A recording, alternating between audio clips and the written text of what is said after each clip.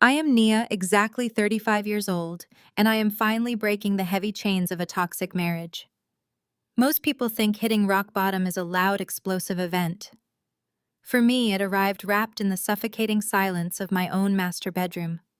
I had spent 7 years building a successful software development firm, funding my husband and his endless business dreams, and swallowing the quiet indignities handed out by his entitled family. They thought I was a bottomless well of resources and patience, a foundation they could comfortably walk all over. But the foundation was cracking, and today it shattered. 2 days ago, I underwent a major spinal fusion surgery. My doctors had been explicitly clear about the grueling recovery process ahead. I was trapped inside a rigid back brace securely tethered to a bulky rented medical bed that took up a very significant portion of our incredibly spacious master bedroom. Every single slight movement I made sent incredibly agonizing white-hot bolts of pure pain radiating directly down my legs and right up my spine. The heavy blackout curtains were tightly drawn to block out the harsh afternoon sun, and the quiet, rhythmic hum of my electronic pain management pump was the only sound keeping me tethered to my fleeting sanity. I had just managed to drift into a shallow, medication-induced slumber when the heavy oak door of the master bedroom suddenly slammed against the wall. The jarring noise echoed like a gunshot, ripping me from my sleep. My heart slammed aggressively against my bruised ribs. Marcus kicked the door open completely, stepping into the room with an arrogant swagger that I had once mistaken for confidence. Behind him, like a relentless invading army, trailed 8 members of his immediate family. They marched into my private sanctuary, loudly dragging their oversized suitcases over my pristine cream hardwood floors. At the front of this chaotic procession was Sarah, the older sister of Marcus, whose mere presence always commanded a room. She aggressively pushed past her brother, her eyes darting around my dimly lit recovery space with undisguised contempt. Without a single word of greeting, or even a basic inquiry about my major surgery, she marched straight toward the foot of my medical bed. With a dramatic huff of exhaustion, she forcefully tossed her massive, heavily studded leather designer travel bag directly onto my immobilized legs. The sudden crushing impact sent an excruciating, blinding wave of pure agony through my healing spine. I gasped sharply, my hands instinctively gripping the cold metal side rails of my specialized medical bed as tears of immediate pain sprang to my tired eyes. Sarah did not even flinch or apologize for the careless assault on my broken body. Instead, she aggressively wrinkled her perfectly contoured nose and began violently waving her manicured hand in front of her face. She loudly complained about the sterile hospital smell permeating the room, claiming the medicinal odor was already giving her a severe migraine. She dramatically opened a window, completely ignoring the freezing winter draft blowing onto my face. Before I could manage to force a single word through my clenched teeth, Sarah turned her piercing glare directly toward me. She casually crossed her arms over her expensive cashmere sweater and demanded that I immediately vacate the medical bed and relocate to the downstairs living room couch. Her justification was delivered with absolute, unwavering entitlement. "Our mother, Brenda, has incredibly bad knees," she declared loudly, gesturing toward the older woman hovering impatiently near the hallway. "Brenda needs the premium mattress in this master suite to properly support her joints during our holiday family vacation stay." I stared at her in complete, utter disbelief. I was literally encased in a rigid, custom-molded plastic brace, physically unable to sit up unassisted, and my own sister-in-law was casually demanding I drag my surgically repaired spine down a steep flight of hardwood stairs. When I did not immediately attempt to move, Sarah dramatically rolled her eyes and delivered the ultimate calculated microaggression. "You black women are supposedly so strong, right? A little back pain shouldn't stop you from hosting your in-laws." She sneered, her voice dripping with venom. "We expect a cooked dinner on the table tonight."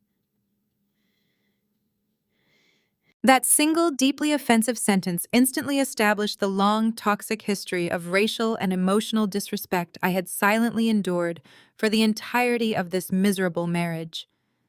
For 7 grueling years, they had relentlessly minimized my humanity, eagerly consumed my hard-earned wealth, and consistently treated me like the hired household help rather than a beloved family member. I slowly shifted my gaze away from Sarah's smug, triumphant expression and looked desperately toward Marcus.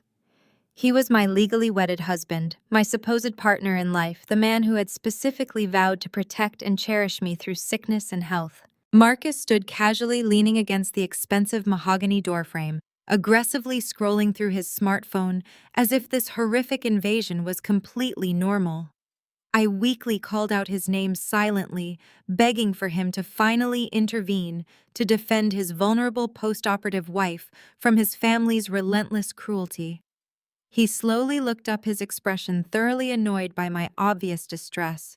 He audibly sighed, sliding the phone into his pocket. "Stop being so incredibly dramatic, Nia, he commanded coldly, his voice echoing in the quiet room. "Just do exactly what my sister asked. You are making my entire family feel incredibly unwelcome." In that crystal clear moment, the last remaining thread of my desperate, foolish love for him completely snapped. The burning tears of betrayal immediately dried up. I did not cry. I did not scream. I did not argue. Instead, I calmly reached for the remote control resting on my lap. I deliberately pressed the button to elevate my medical bed, forcing myself upright despite the blinding pain. I slowly grabbed my phone and stared directly into his cold eyes. "Fine. The room is yours. But Marcus, you might want to read the blue paper taped to the fridge. Huh?" Within 4 hours of surrendering my bedroom to the invading horde, a medical transport team arrived, executing my contingency plan. I did not waste my breath arguing with Marcus or his entitled family. Instead, I used my smartphone to arrange a seamless transfer to the Oakwood Recovery Pavilion, a premier luxury medical rehabilitation facility located just outside the city limits. Because I was the chief executive officer of my own highly profitable software firm, my premium corporate executive health benefits covered the exorbitant daily rate in full. By dusk, I was safely installed in a private corner suite that felt more like a luxury hotel than a clinical hospital wing. The room featured panoramic views of a tranquil pine forest, a dedicated team of attentive nurses, and an ergonomic medical recovery bed that immediately eased the agonizing pressure on my fused spine. For the first time in nearly a decade, I was entirely free from the suffocating demands of my husband and the endless financial drain of his delusional entrepreneurial pursuits. I spent the next 2 days wrapped in pristine silence, focusing solely on my physical healing. The blinding bolts of pain shooting down my legs slowly began to recede into a manageable, dull ache. I ate gourmet meals prepared by a private chef, completed my initial rounds of gentle physical therapy, and ignored the steady stream of missed calls illuminating my phone screen. I knew Marcus would eventually realize the gravity of his situation, but I genuinely underestimated his audacity until the heavy oak door of my private suite swung open without a preliminary knock. Marcus stormed into the serene room with the same arrogant swagger he had displayed when kicking open our bedroom door. He clearly bypassed the front reception desk, bringing the toxic chaos of our failing marriage directly into my carefully curated sanctuary. However, he did not come alone. Trailing closely behind him, clutching his arm with a sickening display of exaggerated possessiveness, was Tiffany. She was exactly 23 years old, an aspiring lifestyle influencer who had previously interviewed for a junior marketing position at my software firm. She was dressed in a cropped designer sweater and tight athletic leggings, chewing a piece of gum with a bored, detached expression. Marcus pulled a thick manila envelope from inside his tailored jacket and marched straight toward my medical bed, his face twisted into an ugly, triumphant sneer. He did not ask about my recovery. He did not express a single ounce of remorse for displacing me from my own home mere days after a major spinal operation. He simply stood at the foot of my bed, flanked by his remarkably young mistress, and aggressively tossed the heavy envelope directly onto my lap. The thick stack of legal documents slid partially out of the unsealed flap, revealing the unmistakable bold print of a standard marital dissolution agreement. I looked from the divorce papers resting on my rigid plastic back brace up to the smug face of the man I had financially supported for 7 grueling years. And Kian. "I am officially done, Nia," Marcus announced loudly, crossing his arms over his chest like a petulant child demanding attention. I am leaving you. I have already signed the paperwork. He puffed out his chest, glancing adoringly at Tiffany, before turning his cold, accusing glare back toward me. You are an incredibly demanding, obsessed workaholic. Your career is the only thing you actually care about. You have been a terrible, unnurturing wife for years, and I am finally choosing my own happiness. I need a woman who respects me, someone who actually knows how to make a home feel welcoming instead of treating me like an annoying roommate. Tiffany popped a loud bubble with her chewing gum and let out a sharp, mocking laugh. She stepped out from behind his shadow, her eyes raking over my bulky medical equipment and the restrictive plastic casing enclosing my torso. Honestly, Marcus is right, she chirped, her voice dripping with unearned arrogance. Look at you. You are completely broken. You cannot even stand up by yourself. He needs a real partner, not a medical burden. Her cruel laughter echoed against the sterile walls of the rehabilitation suite. The sheer audacity of her statement perfectly mirrored the deep emotional disrespect I had endured from Marcus and his family. For 7 years, I was the sole breadwinner, funding his failed restaurants, his useless consulting firms, and his lavish lifestyle while he systematically dismantled my self-esteem. Are you sure about this, Marcus? I asked calmly, keeping my voice dangerously level as I rested my hands on the legal documents. Did you actually bother to read the blue paper I left taped to the kitchen refrigerator? Marcus threw his head back and laughed a loud booming sound devoid of actual humor. Oh, I read your little foreclosure warning, he gloated, stepping closer to the bed. You thought you could scare me with some fake bank notice because you were angry about my family visiting. But I am a financial genius, Nia. I saw right through your manipulative little game. I already went to the bank behind your back last month. I secretly executed a massive cash-out refinance on the house solely in my name to save the property and finally take what is rightfully mine. The money is sitting safely in my private account, and you are getting absolutely nothing. He stood there, practically glowing with the thrill of his supposed masterstroke, completely oblivious to the catastrophic reality of what he had just confessed. The house was a toxic asset drowning in hidden municipal liens and structural foundation liabilities I had intentionally neglected to disclose during our separation arguments. He had not stolen my home. He had willingly chained himself to a sinking ship. I did not argue. I did not shed a single tear. I simply reached over to the bedside table, picked up a heavy black ink pen, and eagerly signed the divorce papers. Before the ink could even fully dry on the thick paper, Marcus lunged forward and aggressively snatched the legal documents right out of my immobilized hands. He held the pages high in the air like a victorious gladiator displaying a highly prized trophy to an invisible arena.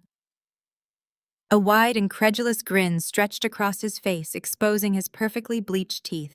He looked down at me, shaking his head in absolute mockery. You are honestly unbelievable, Nia, he sneered, his voice dripping with condescension. I expected a massive legal battle, a dramatic courtroom screaming match, or at least a few pathetic tears. Instead, you just roll over and surrender our beautiful home without fighting for a single brick.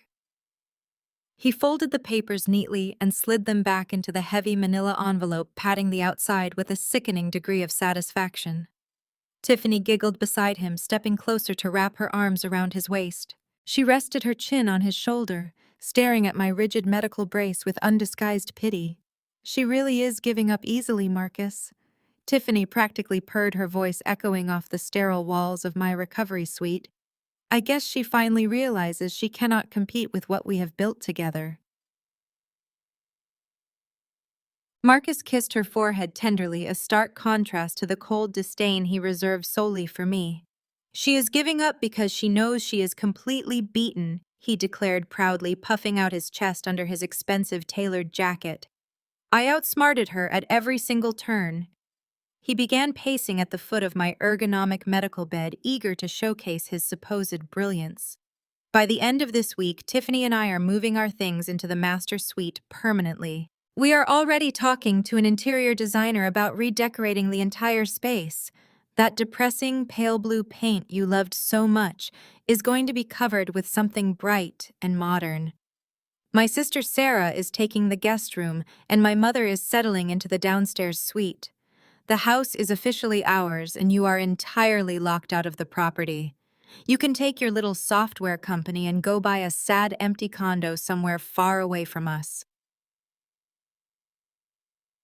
I rested my head back against the plush pillows, letting the quiet, rhythmic hum of my electronic pain management pump steady my breathing. The sharp, agonizing bolts of pain in my lower spine were momentarily overshadowed by the profound clarity washing over my mind. I did not feel angry. I did not feel betrayed. I felt a deep, overwhelming sense of liberation. "You think you outsmarted me, Marcus?" I asked calmly, keeping my voice dangerously level as I folded my hands together over my restricted torso. "You think I surrendered that house because I was intimidated by your sudden stroke of financial genius?" I let out a soft, humorless laugh that caused a brief flare of discomfort in my healing ribs. "I did not fight you for the property, because I was the one who deliberately triggered the foreclosure warning in the first place." Marcus stopped pacing abruptly, his triumphant smile faltering for a fraction of a second before he forced it back into place. "You are lying," he scoffed, crossing his arms defensively. "You were terrified when the bank sent that notice." "I was not terrified," I corrected him smoothly, my gaze piercing through his fragile facade. "I was calculating. For 7 incredibly long years, I have been the primary breadwinner in this miserable marriage. I funded your failed restaurants, covered your endless consulting fees, and paid for the lavish lifestyle you felt entitled to live. But I also monitor every single transaction that occurs under my roof. I knew exactly how deeply you were drowning in hidden credit card debt to secretly fund your pathetic little affair with Tiffany." Tiffany flinched slightly, her chewing gum popping loudly in the sudden tension of the room. "I watched you desperately drain your personal accounts to buy her designer sweaters, expensive athletic leggings, and luxury weekend getaways while claiming you were attending investor conferences. You were completely broke, Marcus. You had zero liquidity, terrible credit, and an insatiable need to maintain the illusion of immense wealth to impress a young lifestyle influencer. So, I deliberately missed 3 consecutive mortgage payments to force the bank to issue a default notice, knowing your massive ego would panic at the thought of losing your shiny playground." His face began to lose its color, the arrogant swagger slowly draining away as the reality of my words started to penetrate his thick skull. "You are bluffing," he stammered, his voice losing its previous volume. "I went to the bank. I executed the cash-out refinance solely in my name. I removed you from the deed completely. I saved the house and took all the available cash. I turned my attention away from my former husband and smiled warmly at Tiffany, who was now staring at Marcus with a distinct look of growing horror." "He did not save the house, Tiffany," I explained patiently, using the gentle, educational tone one might reserve for a very slow child. "He walked blindly into a meticulously designed financial trap. Before I triggered the default warning, I quietly pulled my original $800,000 of equity out of the property months ago. I secured those funds entirely in a protected corporate offshore account that remains legally untouchable in standard divorce proceedings. The remaining balance on the property was a nightmare of hidden municipal liens, structural foundation liabilities, and toxic ballooning interest rates that I intentionally neglected to disclose. By desperately refinancing the entire property solely in his own name to steal it from me, Marcus did not actually capture any real wealth. He just legally assumed $1,500,000 in toxic ballooning debt that he has absolutely no mechanism to repay. You are now dating a man who is completely and functionally bankrupt. So enjoy your new mansion." Exactly 1 week passed since the day I signed those marital dissolution papers in the sterile quiet of my luxury rehabilitation suite. Though my healing spine still required a custom back brace hidden beneath my tailored emerald winter coat, my recovery progressed well. I no longer needed the medical bed. Instead, I walked with deliberate steps, relying on a polished silver cane. The crisp winter air bit at my cheeks as my hired black sport utility vehicle pulled up to the curb of the sprawling suburban property I had once called my home. They were throwing a combined housewarming and divorce party. Loud bass vibrated through the closed windows of the heavily mortgaged colonial house. Tacky silver and gold balloons were tied to the frozen front porch railing, bobbing aggressively in the wind. Cars belonging to Marcus's extended family and his loud, freeloading friends clogged the driveway and spilled over onto the dead winter grass. I did not come to cause a scene or reclaim the toxic debt trap I had successfully unloaded onto my former husband. I came strictly for business. Two towering men in dark suits stepped out of the vehicle behind me. They were private security contractors hired by my software development firm to ensure the safe retrieval of my specialized corporate servers. These servers contained highly sensitive intellectual property, and there was absolutely no way I was leaving them in a house occupied by a man currently drowning in $1,500,000 of ballooning debt. I signaled to my security team, and we walked up the concrete path together. I did not bother knocking. The front door was propped open by empty cardboard beer cases. We stepped into the grand foyer, greeted by the smell of cheap beer and heavy perfume. The house was packed with people laughing, drinking, and celebrating Marcus's supposed financial victory.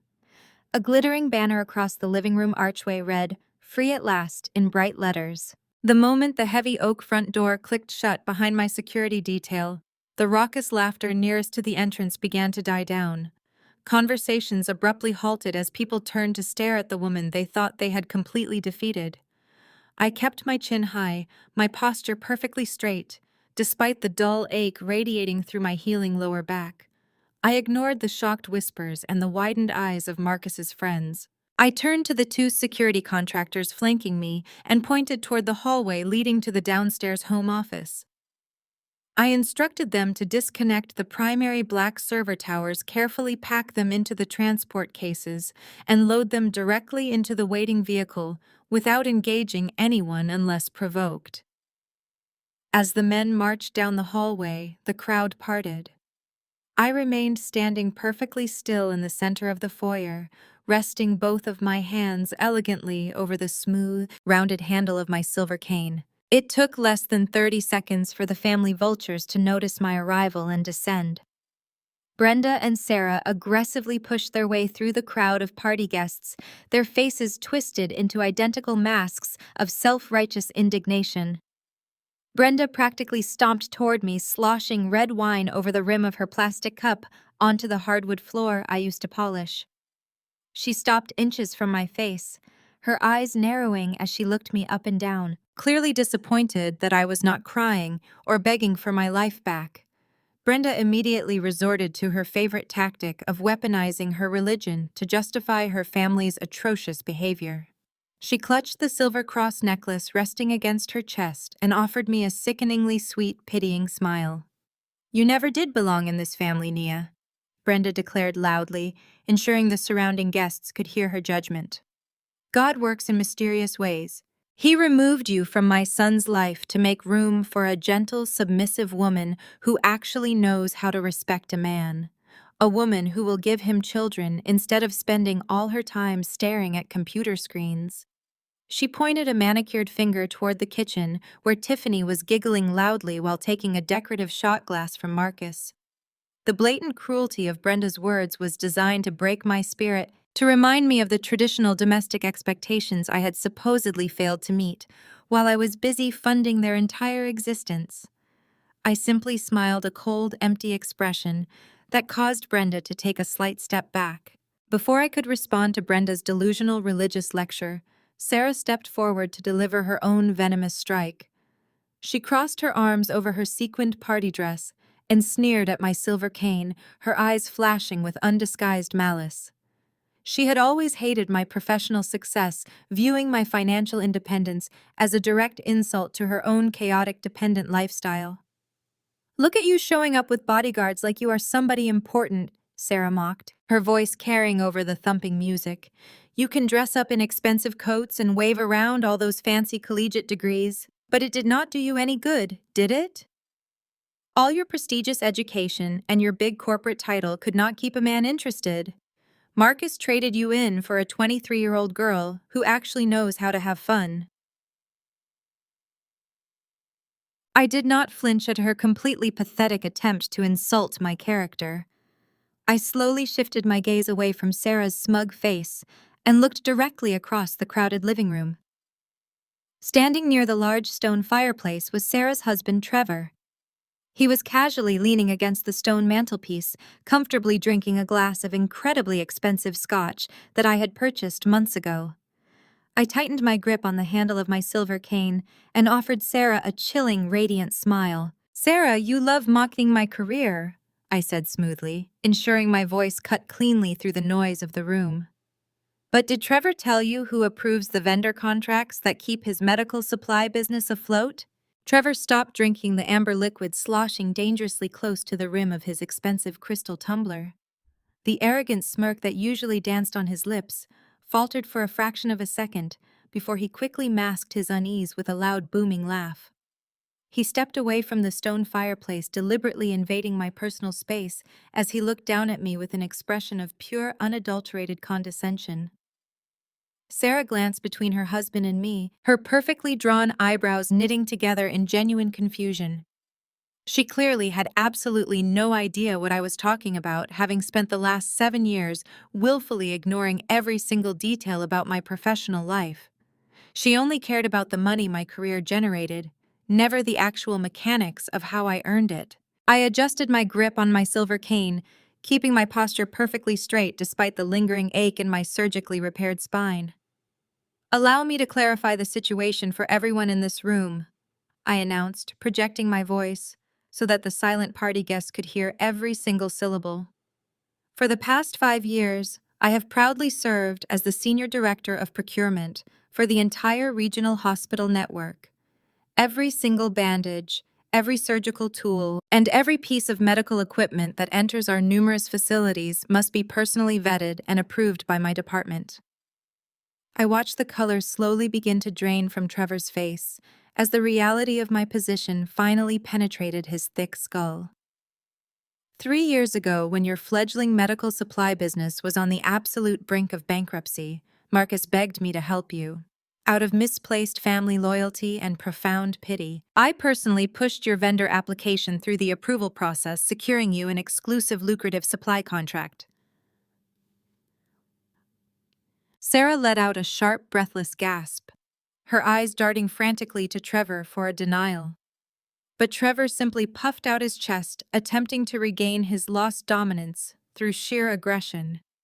He took another large gulp of my expensive scotch and shook his head, offering the crowd a dismissive, incredibly sexist sneer. "You are completely delusional, Nia," he scoffed, waving his free hand in the air as if swatting away an annoying insect. "You might push some papers around a desk, but everyone here knows business is a man's game. There is absolutely no way a regional hospital network allows a woman to make unilateral decisions regarding massive dollar vendor contracts. Your male boss obviously pulls all the strings. You are just a glorified secretary trying to sound important in front of our friends to make up for the fact that Marcus just dumped you." The sheer audacity of his misogyny echoed through the grand foyer, drawing a few nervous chuckles from Marcus's equally pathetic friends. I did not raise my voice or lose my temper. Instead, I calmly reached into the pocket of my tailored emerald winter coat and retrieved my smartphone. With deliberate, measured movements, I unlocked the screen, navigated to my contacts list, and initiated a call to my Vice President of Operations, David. I pressed the speakerphone button and held the device up for the entire room to witness. The phone rang twice before David's crisp, professional voice filled the dead silent space of the heavily mortgaged living room. "Nia, good evening," David answered promptly, clearly surprised to hear from me during my medical leave. "I thought you were strictly resting and recovering this week. Is everything all right?" I smiled warmly, locking my gaze directly onto Trevor's suddenly sweating face. "Good evening, David. I apologize for interrupting your weekend, but I have encountered an urgent compliance issue that requires immediate corporate action. I need you to pull up the vendor profile for Apex Medical Solutions, owned by Trevor Hastings." I heard the rapid clicking of a computer keyboard through the speaker. I have the file open right now, Nia, David confirmed. They currently hold a $5 million annual supply contract with our network. What is the specific issue? I took a slow, deep breath, savoring the absolute terror now radiating from Trevor's wide eyes. I am formally instructing you to immediately terminate the Apex Medical Solutions contract in its entirety, effective as of this exact minute. Please cite a direct breach of our mandatory vendor ethics and professional conduct clauses. Furthermore, I want his company permanently blacklisted from any future bidding processes across all of our regional health facilities. Trevor lunged forward, his hand outstretched to grab my phone, but my two towering private security contractors instantly stepped in front of me, forming an impenetrable human wall. Trevor crashed into their solid chests, spilling his scotch across the hardwood floor as he scrambled to regain his balance. "Understood, Nia," David replied without a single second of hesitation, validating my ultimate authority to the entire silent room. "I am executing the cancellation protocol right now. The automated termination notice will be generated and dispatched immediately. I will have the legal team follow up with official documentation on Monday morning. Enjoy the rest of your recovery." I thanked him and ended the call, slipping the phone smoothly back into my coat pocket. The silence in the house was now absolutely deafening, broken only by the sound of Trevor's heavy, panicked breathing. Exactly 3 seconds later, a sharp, piercing notification chime echoed from the inside pocket of Trevor's tailored suit jacket. He froze, his hands trembling violently as he slowly reached inside and pulled out his smartphone. He stared down at the glowing screen, his jaw dropping open in utter devastation as he read the immediate contract cancellation email. His entire luxury lifestyle, the expensive cars, the designer clothes Sarah wore, the lavish vacations they flaunted on social media, had just been completely obliterated with a single highly satisfying phone call. I leaned heavily against my polished silver cane and offered the ruined couple one final triumphant glance. "It seems my new corporate guillotine works just fine right now," I said very softly. The heavy silence in the grand foyer shattered instantly, abruptly replaced by a chaotic, deafening eruption of pure, unadulterated panic. Trevor stared blindly at the dark, cracked screen of his expensive smartphone, his jaw hanging completely slack, as the devastatingly cold email officially confirmed his immediate, inescapable financial ruin. The expensive crystal tumbler slipped from his trembling fingers, crashing against the polished hardwood floor and shattering into 100 glittering pieces. Amber liquid seeped into the expensive Persian rug, but nobody even glanced at the mess. Sarah lunged toward her husband, aggressively snatching the device right out of his hands to read the glowing text herself. Her eyes widened in absolute horror as her brain processed the catastrophic termination notice. She let out a piercing, hysterical shriek that drowned out the thumping bass of the party music still vibrating through the walls. Suddenly, the lavish country club lifestyle she had flaunted for years was entirely gone. The designer clothes, the exclusive spa memberships, and the luxury European vacations were completely wiped out with a single phone call. She violently shoved Trevor backward against the stone fireplace, her face contorted with an ugly mixture of rage and terror. She began screaming at him at the top of her lungs, wildly waving her arms and demanding to know how he could have been so incredibly stupid as to insult the woman holding the keys to their entire livelihood. The surrounding party guests instinctively backed away, frantically whispering and murmuring in utterly shocked, terrified whispers as the incredibly elegant, lavishly funded housewarming celebration rapidly devolved into an absolute, inescapable nightmare of epic proportions right before their very eyes. Brenda violently pushed her way through the retreating crowd of onlookers, her face flushed an angry, mottled red. She stomped directly toward me, her hands balled into tight fists at her sides, completely ignoring the two towering private security contractors standing at attention behind my shoulders. She stopped just inches away from my silver cane, her chest heaving with indignant fury. She aggressively pointed a manicured finger right at my face and loudly demanded that I immediately pick up my phone and reverse the cancellation order. She called me a vindictive, hateful woman, claiming I was deliberately trying to destroy her innocent family out of pure spite just because my marriage had failed.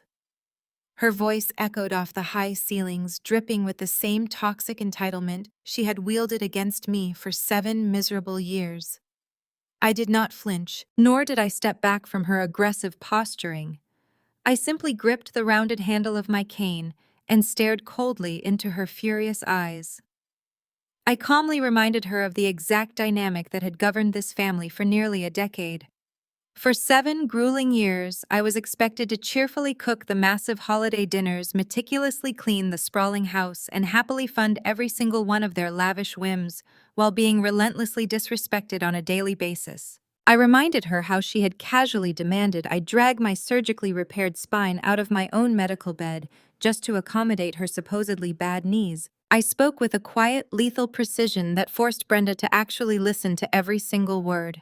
I detailed exactly how her entire family had viewed me as nothing more than a convenient, bottomless bank account, a human ATM they could continually withdraw from while simultaneously treating me like the hired help. They eagerly consumed the expensive food I purchased, drank the premium wine I provided, and slept comfortably under the massive roof I completely paid for, all while constantly whispering cruel insults behind my back. I told her that my actions today were not born of petty vindictiveness, but rather a simple, highly effective realignment of the universe. I was merely closing the bank. I was finally shutting down the endless pipeline of unearned privilege they had violently abused for years. I watched Brenda's mouth open and close, searching desperately for a righteous religious defense that would somehow justify her atrocious behavior, but she found absolutely nothing. She looked around the quiet room, silently begging the remaining party guests to rally to her defense, but the audience remained completely frozen. Nobody wanted to draw the attention of the woman casually wielding the power to bankrupt a multi-million-dollar medical supply company. Brenda visibly deflated, her shoulders sagging under her expensive silk blouse as the reality of my absolute authority finally crushed her delusional sense of superiority. She took a slow, defeated step backward, retreating toward the safety of the hallway. Before Brenda could retreat completely into the shadows, Marcus aggressively pushed his way to the center of the grand foyer. He stepped deliberately in front of Trevor and his sobbing mother, pulling Tiffany tightly against his side in a dramatic, highly protective embrace. He puffed out his chest, completely unfazed by the absolute devastation I had just unleashed upon his family. A sickeningly arrogant smirk stretched across his face, exposing his perfectly bleached teeth to the crowd. He looked me up and down, his eyes gleaming with a delusional sense of triumphant superiority. "Let her ruin Trevor. I don't care," he loudly declared, callously dismissing his own sister's complete financial destruction without a single second of hesitation or remorse. "I just got hired as the regional sales director at Apex Med." He squeezed Tiffany's waist affectionately, eagerly, boasting to the deeply shocked audience that his massive new job was highly lucrative. "My signing bonus alone covers the mortgage, and I'll be making twice what you do," he gloated, his voice dripping with an insufferable unearned pride. He stood there proudly, absolutely expecting me to finally crumble under the crushing weight of his incredibly massive supposed ultimate victory. He waited eagerly for the salty tears of utter defeat to finally well up in my tired eyes. I did not say a single word in response to his completely delusional rant. I simply looked right back at him and just smiled. My calm, empty smile seemed to infuriate Marcus even more. He had just puffed out his chest loudly, boasting to the entire room about his incredibly lucrative new position as the regional sales director at Apex Medical Solutions, the exact same company that less than 5 minutes ago I had personally ordered to be completely severed from our network and permanently blacklisted across our entire regional healthcare system. His absolute, unearned arrogance in this specific moment was not just pathetic. It was almost comical in its complete detachment from reality. He was standing there practically glowing with the thrill of his supposed ultimate victory, entirely oblivious to the fact that Trevor and Sarah, the very people who had just been aggressively mocking my career, had already fled from this heavily mortgaged mansion in a state of sheer, unadulterated terror as the threat of imminent bankruptcy crashed down upon them. Marcus was still blindly drowning in his delusional superiority, genuinely believing that a worthless employment contract could somehow save him from the $1,500,000 of toxic debt he had just foolishly anchored to his own name. The remaining party guests began to whisper frantically among themselves. The heavy thumping bass of the party music had been completely silenced by one of my private security contractors, moments ago leaving the grand foyer suffocating under a thick blanket of profound tension. The tacky silver and gold balloons tied to the staircase railing drooped sadly in the freezing draft, perfectly mirroring the catastrophic future awaiting the master of this house, Tiffany. His 23-year-old mistress was still desperately clutching his arm. She forced a rigid, triumphant smile onto her perfectly contoured face, but her panicked eyes darting wildly around the silent room completely betrayed her escalating anxiety. She did not fully comprehend the incredibly complex financial mechanics of what had just occurred with Trevor, but her deeply ingrained survival instincts as a seasoned opportunist were screaming at her. She could practically smell the undeniable, absolute power radiating from where I stood, a stark reality that Marcus's fragile, bruised ego absolutely refused to acknowledge. I did not waste my breath arguing with him, or attempting to explain the sheer magnitude of his monumental stupidity. Instead, I simply adjusted my grip on my polished silver cane and made a sharp, deliberate hand gesture toward the front entrance. From the grand foyer hallway, the sharp, rhythmic clicking of expensive heels echoed loudly against the hardwood floor. Chloe, my senior executive assistant, stepped into the chaotic, debt-ridden mansion wearing an immaculate, perfectly tailored gray business suit. Her expression was completely unreadable, utterly immune to the pathetic circus unfolding around her. Clutched firmly in her hands was a thick, heavy corporate envelope bearing the unmistakable, embossed logo of the regional medical conglomerate I now effectively controlled. The whispering crowd immediately parted, clearing a wide path as Chloe marched directly toward my side. Marcus furrowed his brow, the arrogant smirk on his face faltering for a fraction of a second. He blinked, staring at the thick envelope, desperately trying to maintain his facade of untouchable superiority. "What the hell is this?" he scoffed, forcing his voice to boom across the quiet room in a pathetic attempt to project dominance. "Is this just another one of your cheap legal threats? You cannot touch me anymore, Nia. I am a senior executive now." I leaned comfortably against my silver cane, my cold gaze piercing right through his fragile mask of pride. "Consider it a congratulatory gift for your massive new title, Marcus," I said smoothly, my voice carrying the crushing weight of absolute finality. "Since you are so incredibly eager to begin your new role as regional sales director, I thought it would be highly appropriate for you to receive your very first piece of official corporate correspondence, directly from the conglomerate that completely dictates the survival of your new employer." With a slight, deliberate nod of my head, I signaled Chloe. Executing her duties with flawless professional precision, my assistant took one short step forward and coldly held the thick envelope out directly in front of his trembling hands. Marcus snatched the thick corporate envelope from my assistant's outstretched hand, his perfectly manicured fingers trembling just a fraction of an inch. He was desperately trying to maintain the arrogant, untouchable smirk that had defined his entire existence, but the absolute silence in the grand foyer was suffocating him. The heavy thumping of the party music had been completely turned off by one of the private security contractors, leaving only the nervous, shallow breathing of the gathered party guests. Marcus ripped the sealed flap open, tearing the expensive paper with aggressive, uncoordinated movements. He pulled out the crisp white document bearing the unmistakable embossed logo of the regional medical conglomerate I now completely controlled. His eyes darted rapidly across the bold black text, skipping over the standard corporate greetings to find the core message. I watched with profound, quiet satisfaction as the remaining color completely drained from his handsome face, leaving his skin a sickly pale gray. The paper fluttered slightly in his shaking hands. The termination letter was explicit, immediate, and utterly unarguable.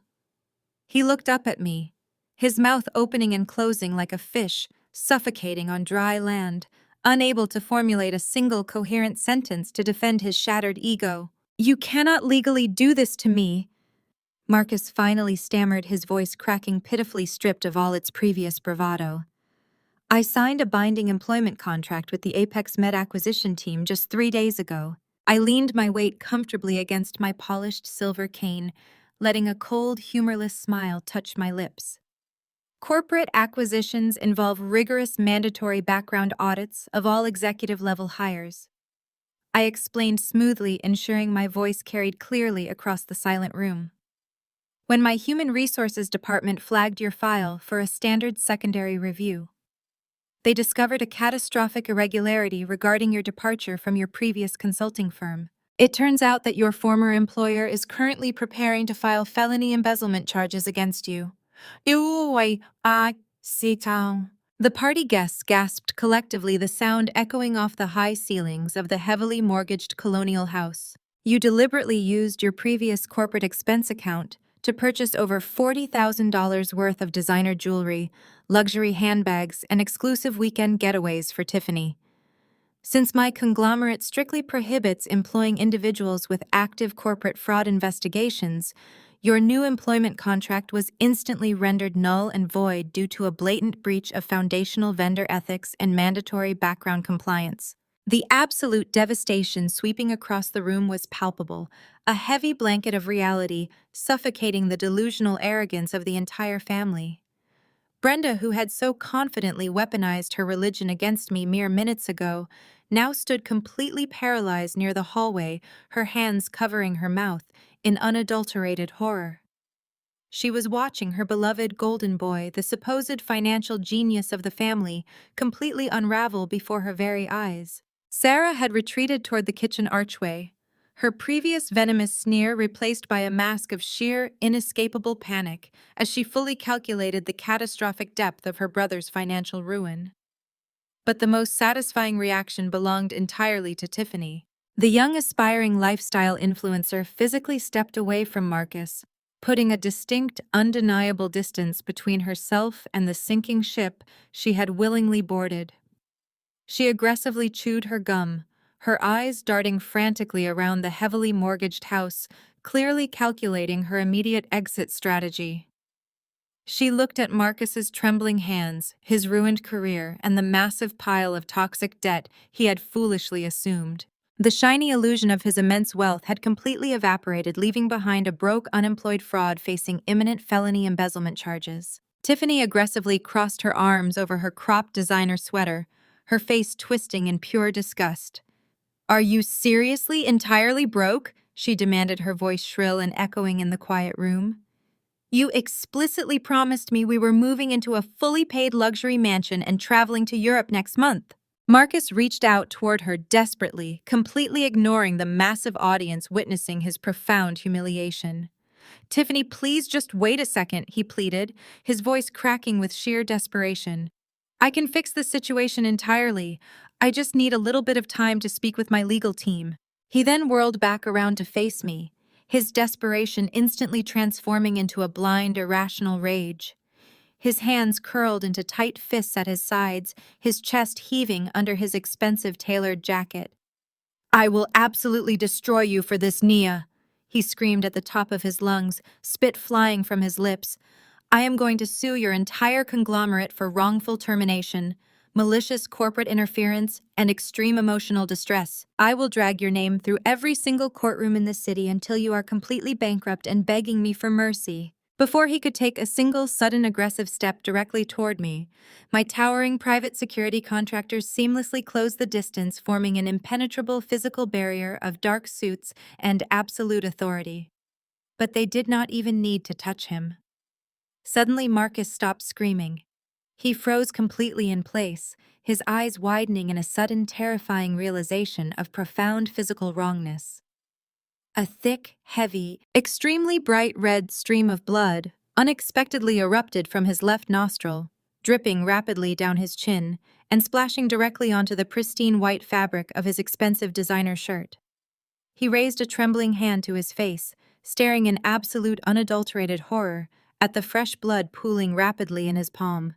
He took a very clumsy, deeply uncoordinated step backward, suddenly stumbling as if the solid hardwood floor had violently shifted beneath his expensive leather shoes. He desperately clutched the center of his chest with his clean right hand, his breath coming in shallow, ragged, and desperate gasps. The loud, cheerful ringing of his smartphone suddenly shattered the terrified silence of the grand foyer. The glowing screen brightly illuminated the caller identification for everyone nearby to see clearly. It was a direct, urgent incoming call from his specialized corporate hematologist. The loud ringing of the smartphone echoed against the high ceiling of the grand foyer, completely shattering the stunned silence of the room.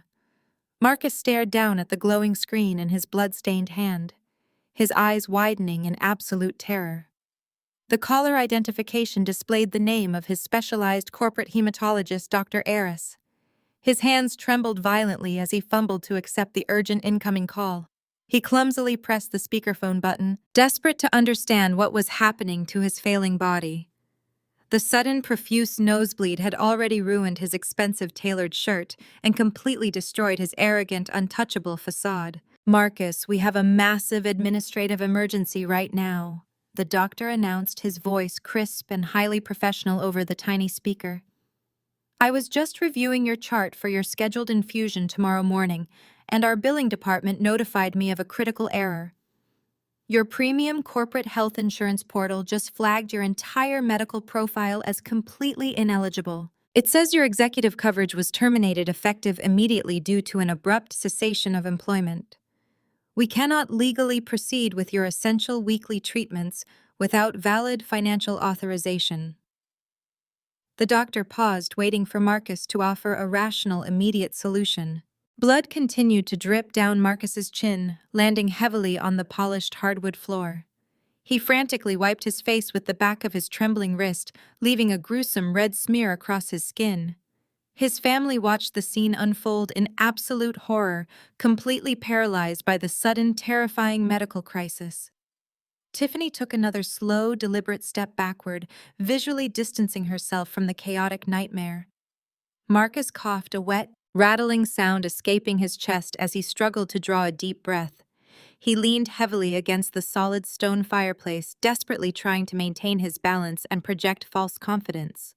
"There must simply be some kind of clerical mistake at your office," Marcus rasped into the phone, his voice wavering with barely contained panic. "I am perfectly healthy. My immune system is completely fine. I just secured a massive executive position at Apex Med yesterday afternoon. They have an excellent benefits package. I am absolutely covered." He wiped more fresh blood away from his mouth, his eyes darting frantically around the room, searching for any sign of validation from his horrified relatives. His mother, Brenda, clutched her silver cross necklace tightly, her previous arrogance fully replaced by utter maternal terror. I stepped forward, leaning my weight heavily onto my polished silver cane.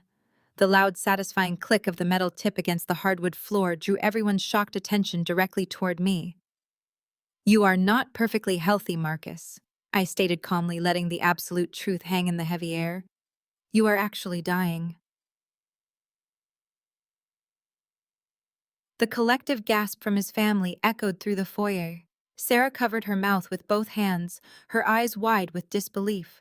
Marcus glared at me, his chest heaving as he tried to deny the incredibly harsh reality that was currently spilling out of his own nose. "Shut up!" Marcus shouted, weakly clutching his aching chest.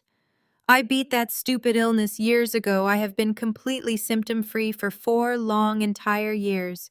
You are just lying to scare my family." I shook my head, feeling a profound sense of closure washing over my healing spine. "You never beat anything," I explained patiently, looking directly into his terrified eyes. "You suffer from a highly rare aggressive degenerative blood condition.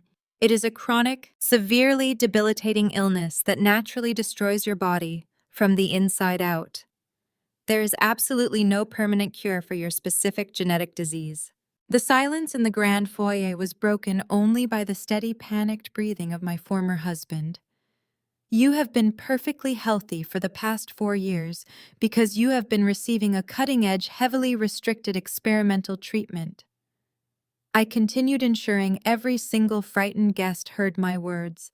My conglomerate leveraged our massive pharmaceutical network to secure you an exclusive spot in a highly classified medical trial. The intravenous medication you receive every week artificially suppresses the aggressive symptoms of your blood condition. Without those specific weekly infusions, your frail body will immediately begin to violently shut down.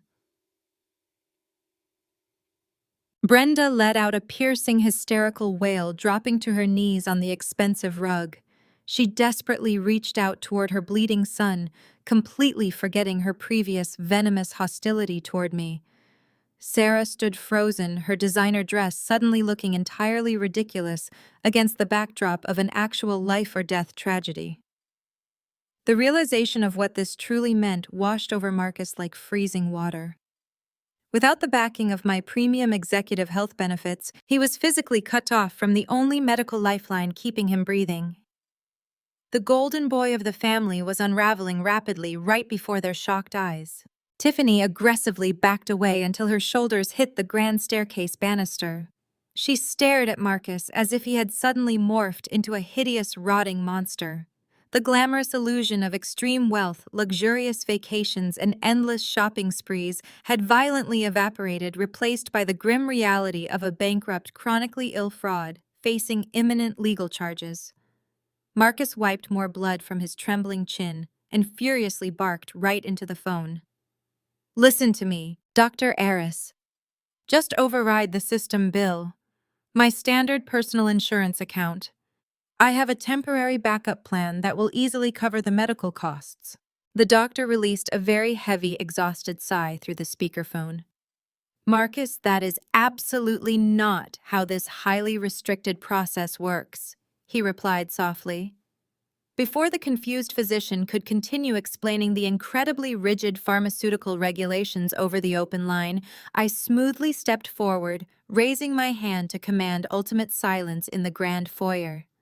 I looked at the pathetic, bleeding man who had so eagerly attempted to ruin my life, relishing the absolute power of this incredibly final moment.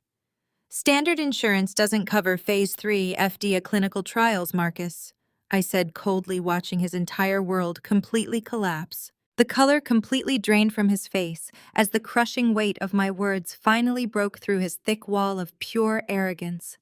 He stood frozen, bleeding onto his designer shirt, staring at me. His mother, Brenda, let out another sharp, hysterical wail from the floor, crawling on her knees to desperately grab the hem of his tailored jacket.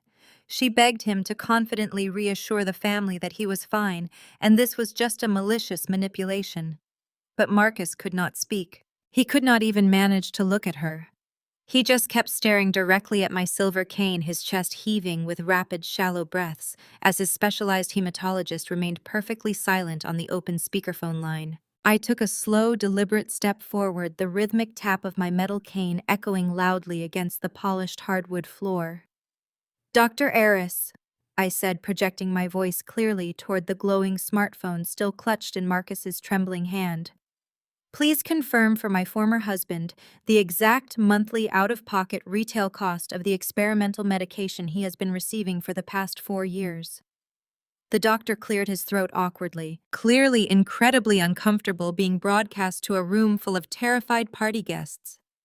"The current retail cost for the complete monthly infusion cycle is exactly $150,000.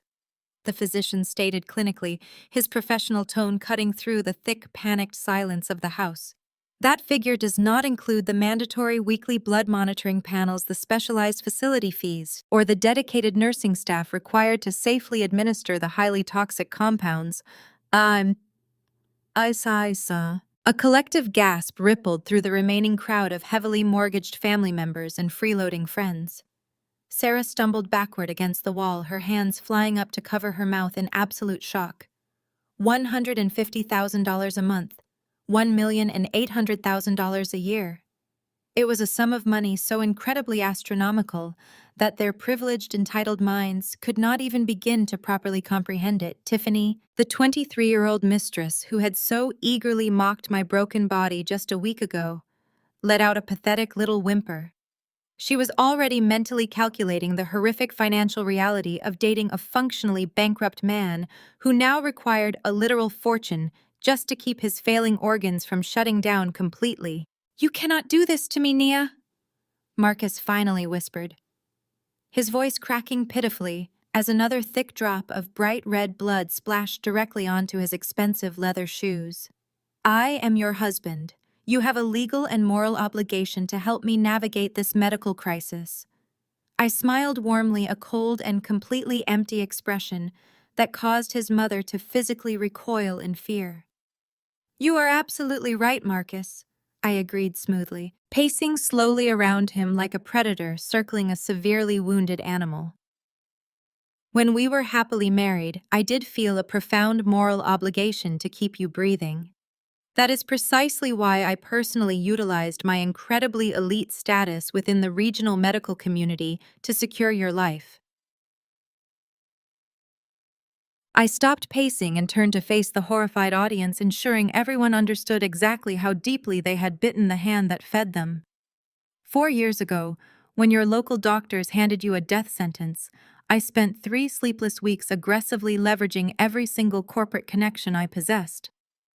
I explained patiently, using my free hand to adjust the emerald winter coat resting over my rigid plastic back brace. I bypassed massive waiting lists, called in incredible professional favors, and personally negotiated directly with the pharmaceutical executives. I managed to secure him a highly coveted compassionate use waiver for the most exclusive Phase 3 clinical trial in the entire country. But that specific waiver was not granted because Marcus is a good person. It was not granted because he is special or exceptionally brave. I looked directly into his terrified bloodshot eyes, savoring the absolute destruction of his fragile male ego. The pharmaceutical board only approved that multi-million-dollar waiver strictly under a highly specialized corporate spousal protection clause. I revealed coldly, watching his jaw drop open in sheer devastation. That specific legal clause is designed exclusively to protect the immediate family members of high-ranking medical executives. As long as you were legally married to the senior director of procurement, you were fully covered by my elite corporate umbrella. The drug company willingly absorbed the astronomical financial loss simply to keep me incredibly happy and entirely focused on signing their massive network contracts. Brenda scrambled to her feet, her expensive silk blouse wrinkled and stained with spilled wine. "Then just put him back on your insurance," she screamed frantically, aggressively pointing a shaking finger right at my face. "You have the power to fix this right now. You are a monster if you let my son die just because you are angry about a silly little divorce." She lunged toward me, but my 2 towering private security contractors instantly stepped forward, physically blocking her path with their massive, intimidating frames. She bounced off their solid chests and stumbled backward, weeping uncontrollably into her trembling hands. I ignored her pathetic outburst and kept my intense focus locked entirely on Marcus. He was shaking violently now, his knees buckling slightly, as the aggressive symptoms of his degenerative blood condition began to rapidly accelerate without the suppressive medication. He reached out a bloody hand toward me, silently begging for the incredible mercy he had so casually denied me when I was trapped in my rented medical bed. "Please, Nia," he rasped desperately, tears finally mixing with the blood on his pale cheeks. "I will do absolutely anything. I will completely break up with Tiffany right now. Just please make the phone call." I looked at the divorce papers Marcus so gleefully forced me to sign.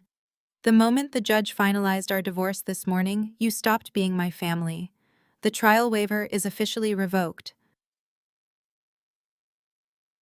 The entire room was completely dead silent. The only sound echoing through the grand foyer was the harsh, ragged breathing of my former husband as he struggled to process his inescapable death sentence. The opulent surroundings of the heavily mortgaged house, the tacky gold balloons, the half-empty plastic cups of cheap beer, and the banner celebrating his supposed freedom, all seemed to mock him now. Standing near the grand staircase, entirely frozen like a delicate statue carved from ice, was Tiffany. Her previous arrogant smirk had completely evaporated, replaced by an expression of pure, unadulterated terror. She was staring at Marcus as if he had just transformed into a hideous monster right before her eyes.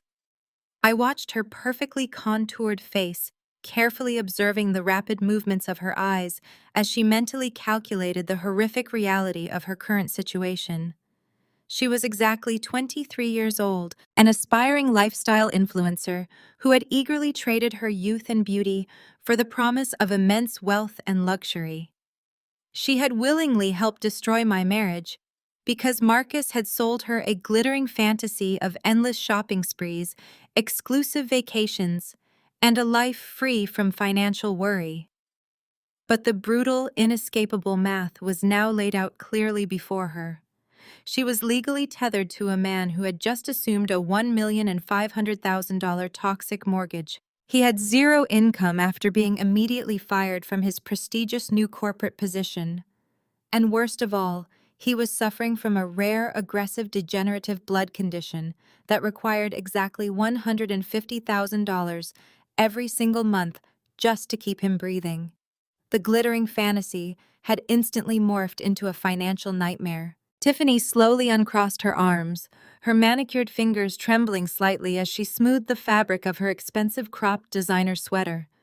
She had always been incredibly superficial, a fact I had repeatedly warned Marcus about during the final bitter months of our marriage. I had told him that she only loved his wallet, his credit cards, and the lavish lifestyle my money provided. He had arrogantly dismissed my warnings as the pathetic jealousy of an older, unappreciated wife. He had loudly claimed that Tiffany truly understood him, that she respected his genius, and that their profound connection was built on genuine passion. Now the absolute truth of her character was about to be revealed to the entire silent room. Tiffany took a slow, deliberate step away from the bleeding man she had claimed to love just minutes ago. "Tiffany, please!" Marcus wheezed, his bloody hand reaching out toward her in a desperate, pathetic plea for comfort. "We can figure this out together. I just need a little time to talk to my lawyers. I can still take care of you." Tiffany flinched violently at his words, physically recoiling from his outstretched hand, as if his touch would somehow infect her with his poverty and his illness. "Take care of me," she repeated, her voice shrill and echoing off the high ceilings. "How are you going to take care of me, Marcus? You do not have a job. You do not have any money. You are completely bankrupt and you are literally dying." Brenda let out another hysterical wail from the floor, shocked by the profound cruelty of the young woman she had so eagerly welcomed into her family. Sarah stood completely paralyzed by the kitchen archway, unable to defend her brother as the reality of his ruin finally settled over the remaining party guests. "You specifically promised me a life of luxury," Tiffany continued, her voice rising in volume and dripping with absolute disgust. "You told me we were moving into a fully paid mansion. You promised me we were flying to Paris next month. You said your ex-wife was just a bitter, greedy workaholic who was trying to steal your hard-earned wealth." She let out a sharp, mocking laugh that sounded devoid of humor. "But you are the greedy one, Marcus. You are just a pathetic, broke fraud who lied to me about absolutely everything. I am 23 years old.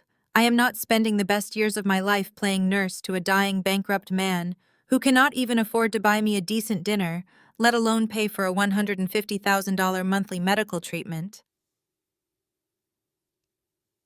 Her words were like sharp daggers slicing through the heavy silence of the room, perfectly validating every single warning I had ever given him. He had traded a loyal, successful wife who had literally moved mountains to keep him alive for a superficial girl who was abandoning him the exact second the money ran out. Marcus fell to his knees on the expensive Persian rug, his chest heaving as tears of absolute despair finally began to mix with the bright red blood still dripping steadily from his nose. He wept openly, a broken, defeated man who had finally realized the catastrophic magnitude of his own arrogant mistakes.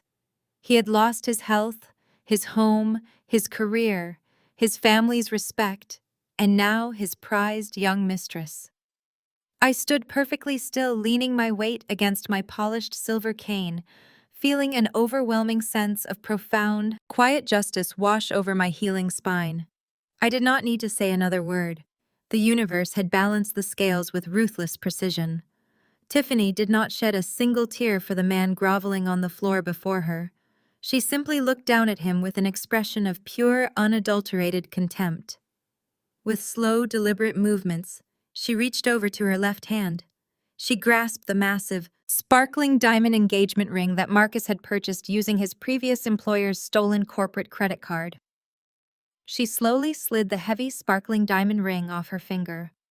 She walked over to the marble kitchen counter, placed the expensive, glittering jewelry down with a soft, final click, and walked straight out the heavy oak front door without saying a single word. The heavy front door clicked shut with a resounding thud. The sharp sound physically struck Marcus, causing him to flinch and drop his hands. He remained kneeling on the rug chest, heaving with ragged breaths as he stared blankly at the empty space where his young mistress had stood seconds ago. The sparkling diamond engagement ring sat abandoned on the kitchen counter, a glittering monument to his complete failure. Slowly, clumsily, he forced himself to stand up. His designer shirt was ruined, soaked in his own blood and tears. The arrogant swagger that had defined his entire existence was gone, replaced by the frantic, terrified energy of a cornered animal. He wiped his face with the back of his trembling wrist, smearing the stain further across his cheek. He turned away from the kitchen and looked around the room, his eyes searching for any lifeline. His gaze bypassed me, ignoring the woman he had betrayed, locking onto his sister. Sarah was standing near the fireplace, her face a mask of panic. Next to her, Trevor stared at his smartphone screen as if it were a ticking bomb. "Sarah, please," Marcus begged, his voice cracking pitifully as he stumbled toward her. "You have to help me. I cannot stay in this massive house. The mortgage is $1,500,000, and I have absolutely zero income to cover the next payment. The bank will foreclose on the property in a matter of weeks. I need a place to live while I figure out my legal strategy against her." He gestured vaguely in my direction, though he refused to make eye contact with me. "Trevor, you have that guest suite above your garage. Let me move in with you guys for a few months until I secure an executive position and sort out this misunderstanding."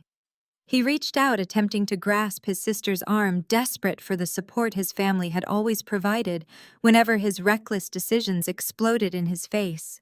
He fully expected her to nod sympathetically, wrap him in a comforting embrace, and reassure him that everything would be perfectly fine because he was the beloved golden boy of the family. He expected her to turn her anger toward me. Instead, Sarah violently recoiled from his touch, taking a large, aggressive step backward. She slapped his hand away with a degree of physical force that genuinely shocked the remaining party guests.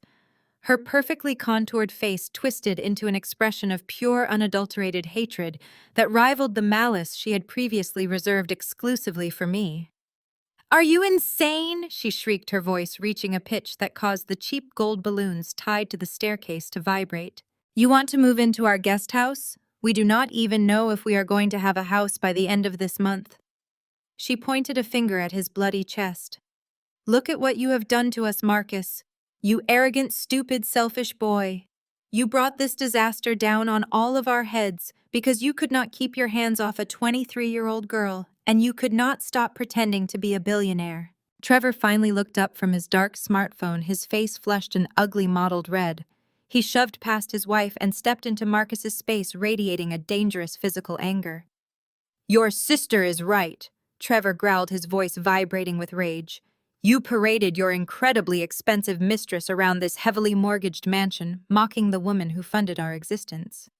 Do you have any concept of the catastrophic financial destruction you just unleashed upon my business?" He poked Marcus in the shoulder, forcing the bleeding man to stumble backward.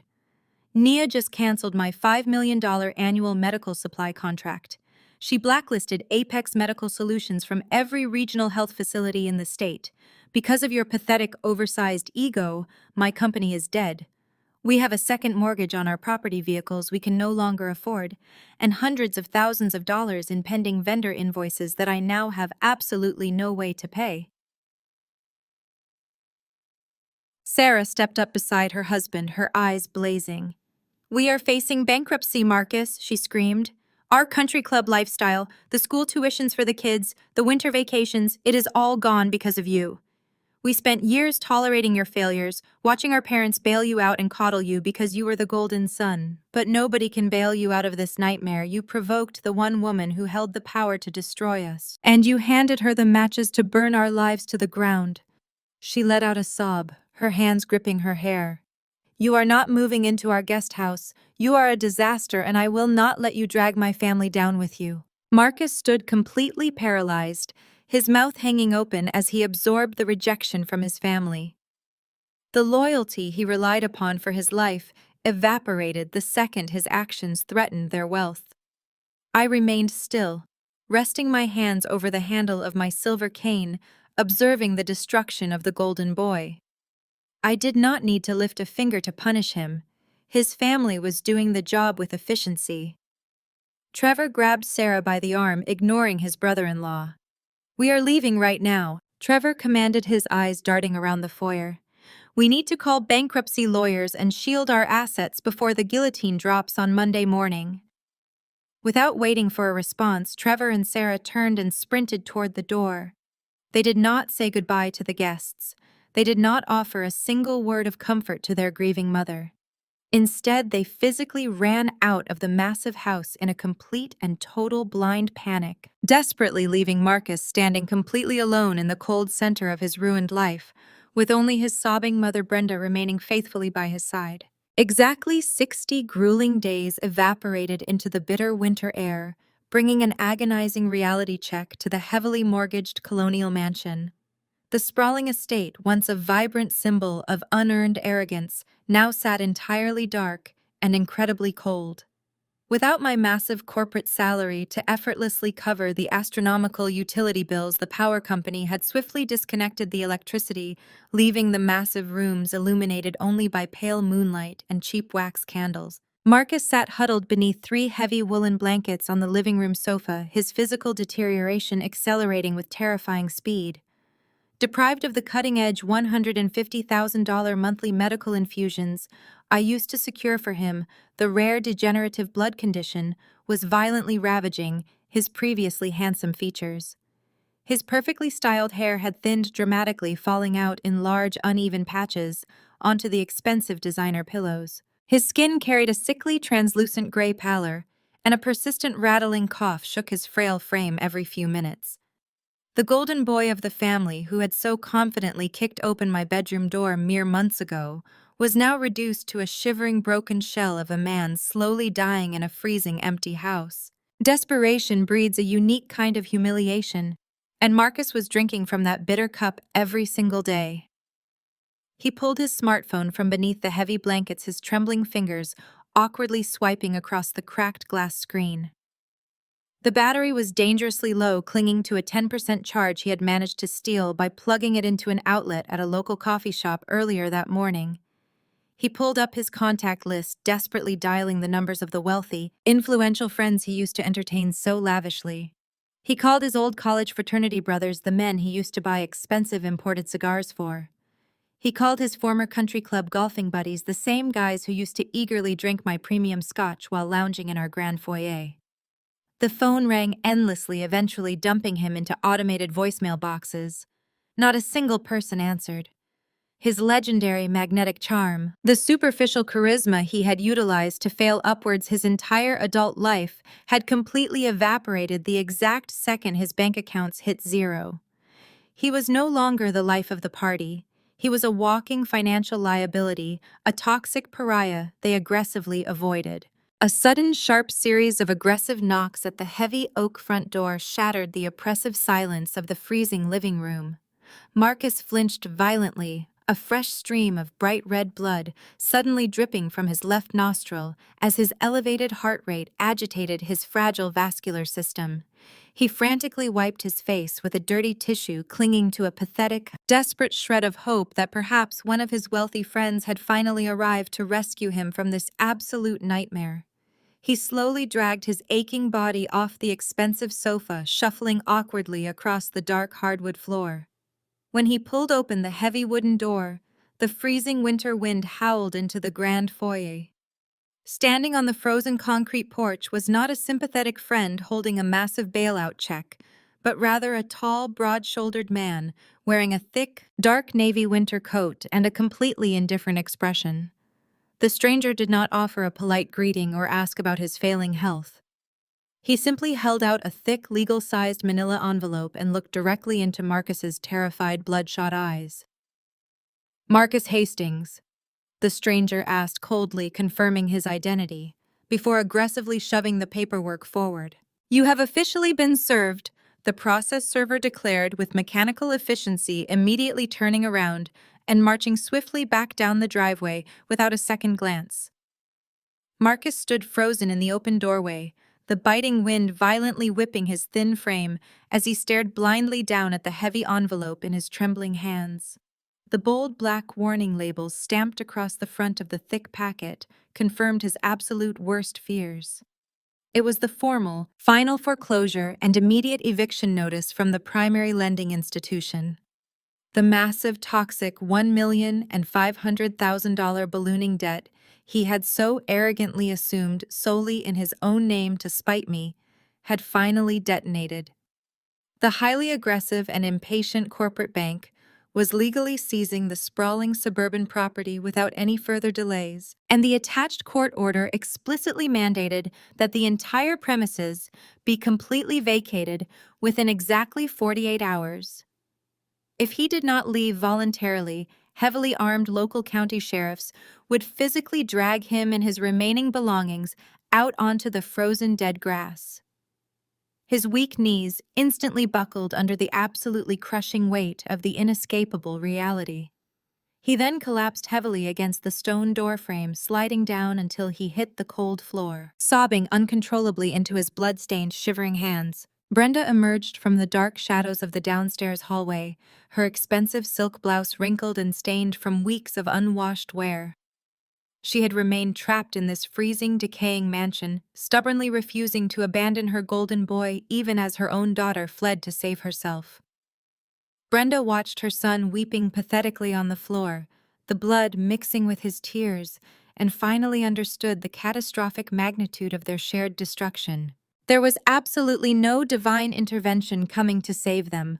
Her prayers had gone completely unanswered, and the wealthy friends had vanished. They were facing literal homelessness in the dead of winter, and her son was rapidly approaching a gruesome death.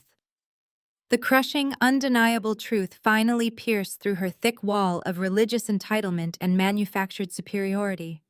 They had absolutely nothing left to sell, nobody left to manipulate, and nowhere left to run. Brenda tightened her trembling jaw, swallowing the last remaining ounce of her immense, foolish pride.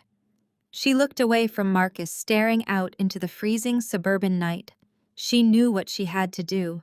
She had to swallow her pride and beg the black woman she spent years mistreating for mercy. 2 months of harsh winter had completely transformed the vibrant city landscape. But the climate inside my corporate headquarters remained perfectly controlled. My corner office sat on the 35th floor of a gleaming glass skyscraper, offering a panoramic view of the frozen metropolitan skyline. I was currently reviewing the final acquisition details for Apex Medical Solutions when my desk intercom chimed softly. My executive assistant Chloe spoke with a noticeable edge of panic in her usually calm voice. She informed me that a frantic older woman was currently causing a massive disruption down in the main lobby. The woman was reportedly weeping hysterically, clutching the security turnstiles, and loudly demanding to see her beloved daughter-in-law. I did not need to ask for a physical description to know exactly who was currently staging a theatrical performance next to the reception desk.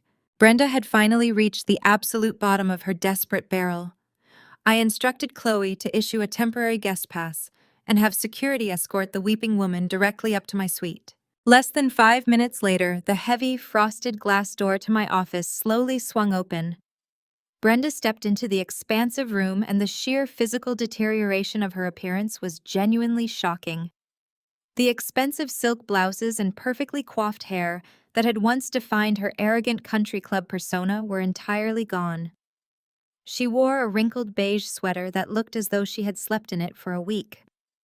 Dark, heavy bags hung beneath her bloodshot eyes, and her hands trembled visibly as she clutched her battered leather purse against her chest. She looked frantically around my pristine office, her wide eyes darting from the custom mahogany desk to the expensive modern art decorating the walls. The reality of my immense, untouchable corporate power was finally crashing down upon her shoulders. I remained comfortably seated in my ergonomic leather chair, keeping my posture perfectly straight and my expression completely unreadable. I gestured toward one of the guest chairs positioned across from my desk, offering her a seat without speaking a single word of greeting. Brenda practically collapsed into the expensive leather chair.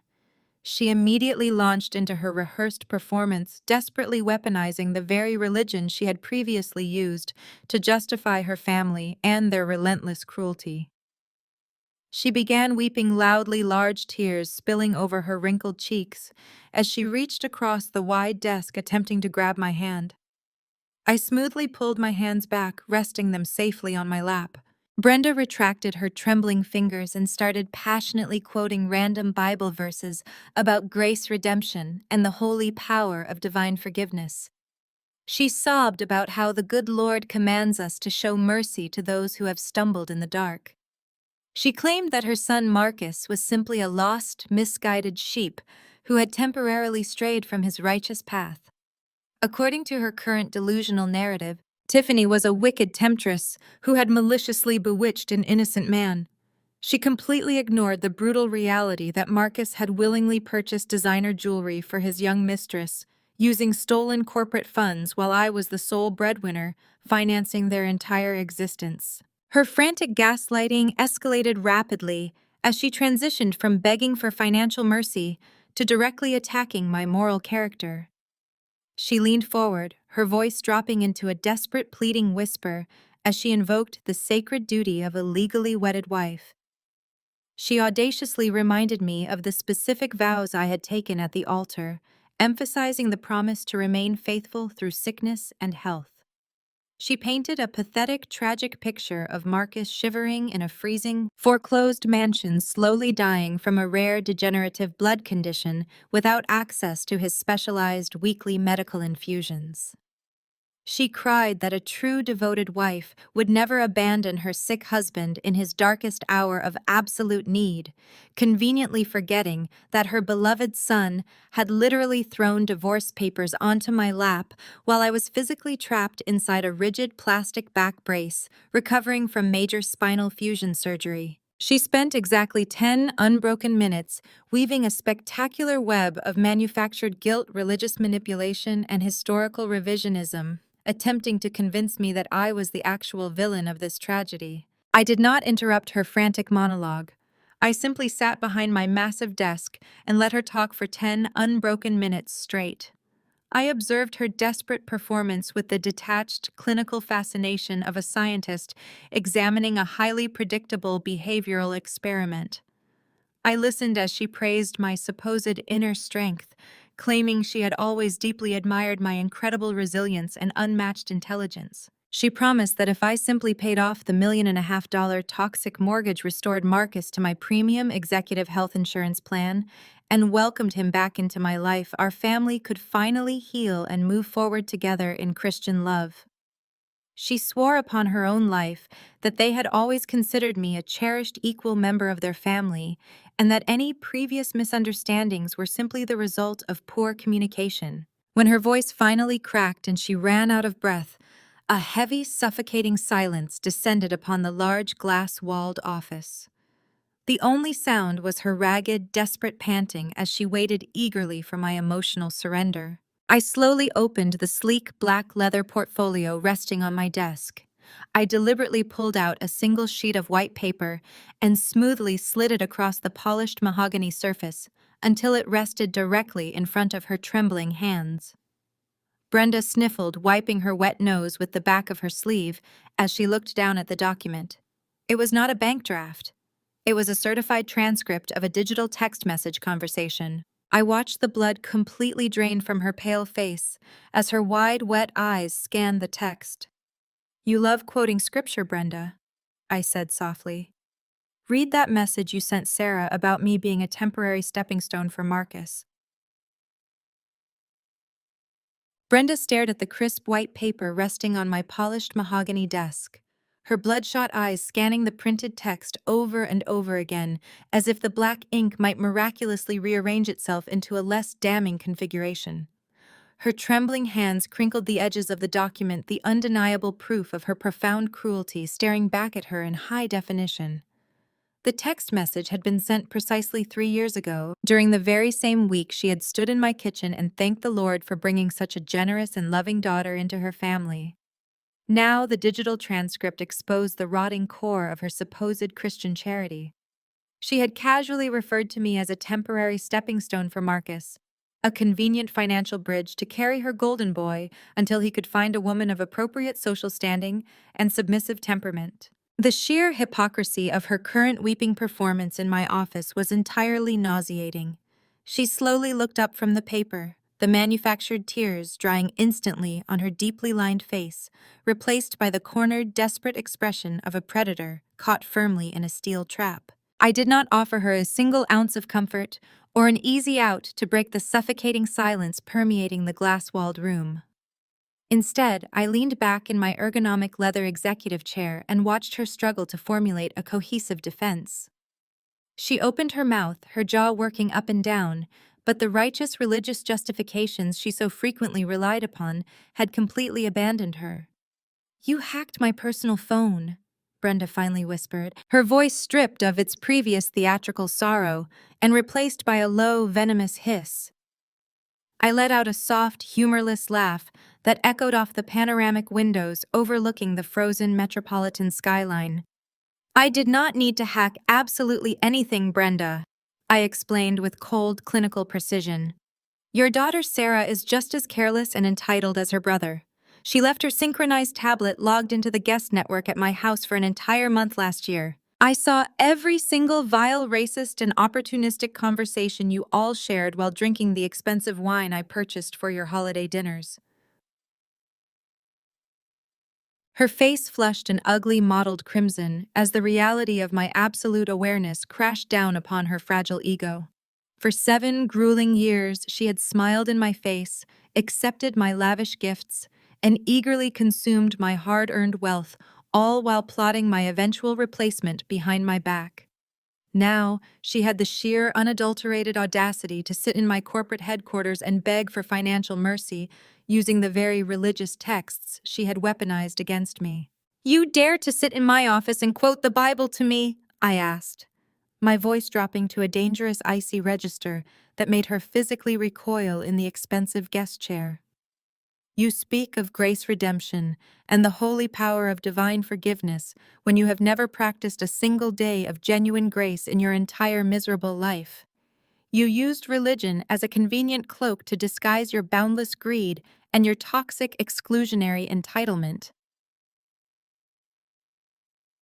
Brenda clutched her battered leather purse defensively against her chest, desperately trying to shrink away from the crushing weight of my words. But I was not finished dismantling her pathetic illusion of moral superiority. I leaned forward, resting my forearms on the polished mahogany desk, closing the physical distance between us to ensure she could not escape the brutal truth. "Do you remember the afternoon of my spinal fusion surgery, Brenda?" I demanded, my gaze piercing directly through her panicked eyes. "Do you remember forcefully invading my private master bedroom just 2 days after my spine was surgically reconstructed? I was trapped in a rigid plastic back brace, tethered to a medical bed and suffering through agonizing white-hot bolts of pure pain radiating down my legs. And yet, you and your entitled daughter aggressively marched into my sanctuary and demanded that I surrender my premium mattress to accommodate your supposedly bad knees." She flinched violently at the memory, her gaze dropping to the floor, as shame finally managed to pierce her thick armor of narcissism. "I begged you for just a few days of peace to heal my broken body." I continued relentlessly, the phantom ache in my lower spine fueling my righteous fury. "But you looked down at me, a woman who had funded your entire existence, and you felt absolutely no compassion. You casually tossed your bags onto my legs and watched me cry in physical agony. And when I asked for basic human decency, you looked me right in the eye and delivered your final judgment. You told me God doesn't have time for weakness when I couldn't stand up. Well, Brenda, I'm a very busy woman. I don't have time for weakness either. Your son is exactly where he belongs, drowning in the massive debt he arrogantly assumed to steal my home. Brenda let out a sudden piercing shriek of pure desperation, throwing herself forward to grab the edge of my mahogany desk. She pleaded for her son's life, screaming that his rare degenerative blood condition would kill him without my premium executive health insurance providing the $150,000 monthly treatments. Her frantic begging was a chaotic, humiliating display of complete and total defeat. I felt absolutely nothing for her. I reached over to the sleek digital console on my desk and pressed the silver intercom button. "Chloe," I said calmly, my voice easily cutting through Brenda's hysterical sobbing. "Please send corporate security up to my office immediately. My guest has concluded her visit and requires a firm escort out of the building." Brenda gasped, her tear-streaked face twisting in absolute horror as the heavy frosted glass door swung open less than 10 seconds later. Two tall corporate security guards arrived, dragging the screaming woman out. I calmly went back to reading my quarterly profit reports. The aggressive pounding on the heavy oak front door arrived precisely at 8 in the morning, shattering the freezing silence of the dark colonial mansion. Marcus flinched, clutching his aching chest, as two heavily armed county sheriffs forced their way inside, executing the formal eviction mandate with absolute mechanical efficiency. They did not care about his apologies, his former status, or his rapidly failing health. They gave him exactly 15 minutes to gather whatever personal belongings he could physically carry before physically escorting him off the property. He dragged two cheap duffel bags across the frozen dead grass, shivering violently in the biting wind. Without my premium corporate salary to fund his life, he had absolutely no options left. He was forced to hail a rideshare vehicle and check into the Starlight Motor Inn, a decaying, run-down motel located on the absolute worst edge of the city limits. The room smelled overwhelmingly of stale cigarette smoke and cheap industrial bleach. The thin, stained mattress offered absolutely no comfort to his aching, deteriorating joints, a stark contrast to the premium custom-molded mattress he had once enjoyed in our master suite. Desperation pushed him to open his laptop on the sticky laminate desk, his trembling fingers awkwardly typing out searches for standard health insurance policies. He was completely cut off from my elite corporate executive health benefits, and his body was screaming for the heavily restricted, highly experimental intravenous medication that had kept him breathing for 4 years. He spent 6 agonizing hours calling every single independent insurance broker in the region, practically begging them for an affordable lifeline. The brutal, unapologetic medical logic of the American healthcare system crushed his final, pathetic shred of hope. Because he was currently unemployed and completely bankrupt, he could not access any premium corporate group plans. Every single insurance agent politely but firmly informed him that his rare, aggressive, degenerative blood condition rendered him entirely uninsurable for the specific tier of care he desperately required. The Phase 3 FD clinical trials were strictly out of bounds. The retail cost of his life-saving infusion remained locked at exactly $150,000 per month, an astronomical sum he had absolutely no mechanism to acquire. He slammed the laptop shut, weeping openly in the dim motel room. For 7 years, Marcus had operated under the delusional assumption that his comfortable existence was the direct result of his own inherent brilliance and natural charm. He had completely ignored the reality that I was the sturdy, invisible shield protecting him from the harsh consequences of the real world. Without my massive corporate wealth insulating him, his complete inability to function independently became catastrophically apparent. He did not know how to budget for cheap groceries, how to navigate public transportation, or how to manage a chronic debilitating illness without a dedicated team of private concierge nurses hovering over his every breath. Over the next 48 hours, his physical condition plummeted with terrifying velocity. His skin turned a sickly, translucent shade of gray, and deep, dark purple bruises began spontaneously blooming across his forearms and chest as his vascular system aggressively failed. The rhythmic hum of the broken motel refrigerator mocked his ragged, shallow breathing. He had traded a loyal, successful wife and a life of unparalleled luxury for a superficial mistress who had abandoned him the exact second his bank accounts hit zero. Now he was entirely alone, trapped in a filthy freezing room, paying the ultimate price for his boundless arrogance. A sharp, blinding wave of absolute agony ripped through his lower abdomen, forcing a wet, rattling cough from his lungs. Marcus violently clamped a dirty motel towel over his mouth, pulling it away to find the white cotton completely soaked in bright red blood. Panic seized his failing mind. He desperately tried to stand up, intending to reach the landline phone bolted to the wall near the cracked bathroom door. His weak, trembling knees instantly buckled under his rapidly diminishing weight. He crashed heavily onto the stained, threadbare carpet, his head striking the edge of the cheap wooden nightstand. The world spun violently, the faded floral wallpaper blurring into a chaotic swirl of muted colors. He gasped for air, but his lungs felt as though they were filled with crushed glass. Darkness began aggressively creeping into the edges of his vision, slowly suffocating his remaining consciousness. The very last thing he heard before completely blacking out was the loud, muffled shouting of a motel housekeeper in the adjacent hallway. Hours later, the harsh, unforgiving glare of fluorescent overhead lights violently pierced his eyelids. He slowly opened his heavy eyes, the smell of cheap antiseptic and unwashed bodies assaulting his senses. He was not in a private, luxurious corner suite with a dedicated medical team. He was strapped to a narrow gurney in the overcrowded, chaotic hallway of an underfunded public county hospital. He frantically tried to move his arms, but thick leather restraints held his wrists firmly against the cold metal rails of the uncomfortable transport bed. A tired, overworked triage nurse with dark circles under her eyes briefly stopped beside him to check a loudly beeping monitor. He weakly grabbed her blue uniform sleeve, desperately demanding to speak with Dr. Aris, his specialized corporate hematologist. The exhausted nurse casually pulled her arm away, ignoring his arrogant, demanding tone. She coldly informed him that the private physician had firmly refused to accept his transfer request because his premium insurance profile remained flagged as entirely ineligible. Marcus stared blankly at the stained, cracked ceiling tiles above him as the horrific reality of his new existence fully crushed his fragile, arrogant spirit. There would be no miraculous corporate rescue, no expensive private suites, and no cutting-edge experimental drugs to seamlessly erase his immense physical pain.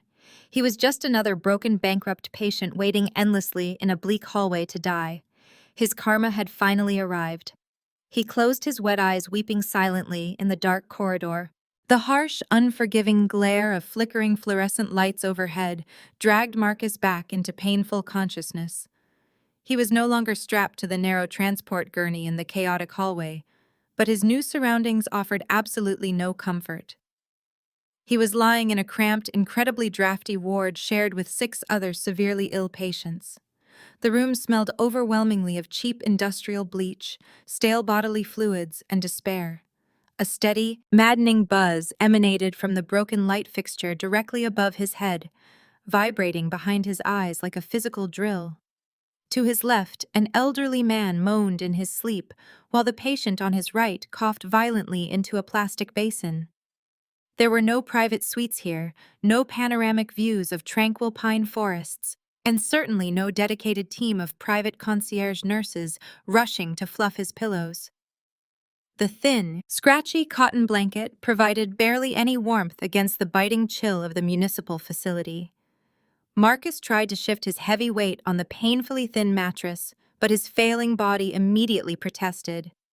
A fresh wave of agony radiated from his core, a sharp reminder of the aggressive degenerative blood condition ravaging his system. A tired nurse wearing faded green scrubs pushed through the swinging doors and approached his bed.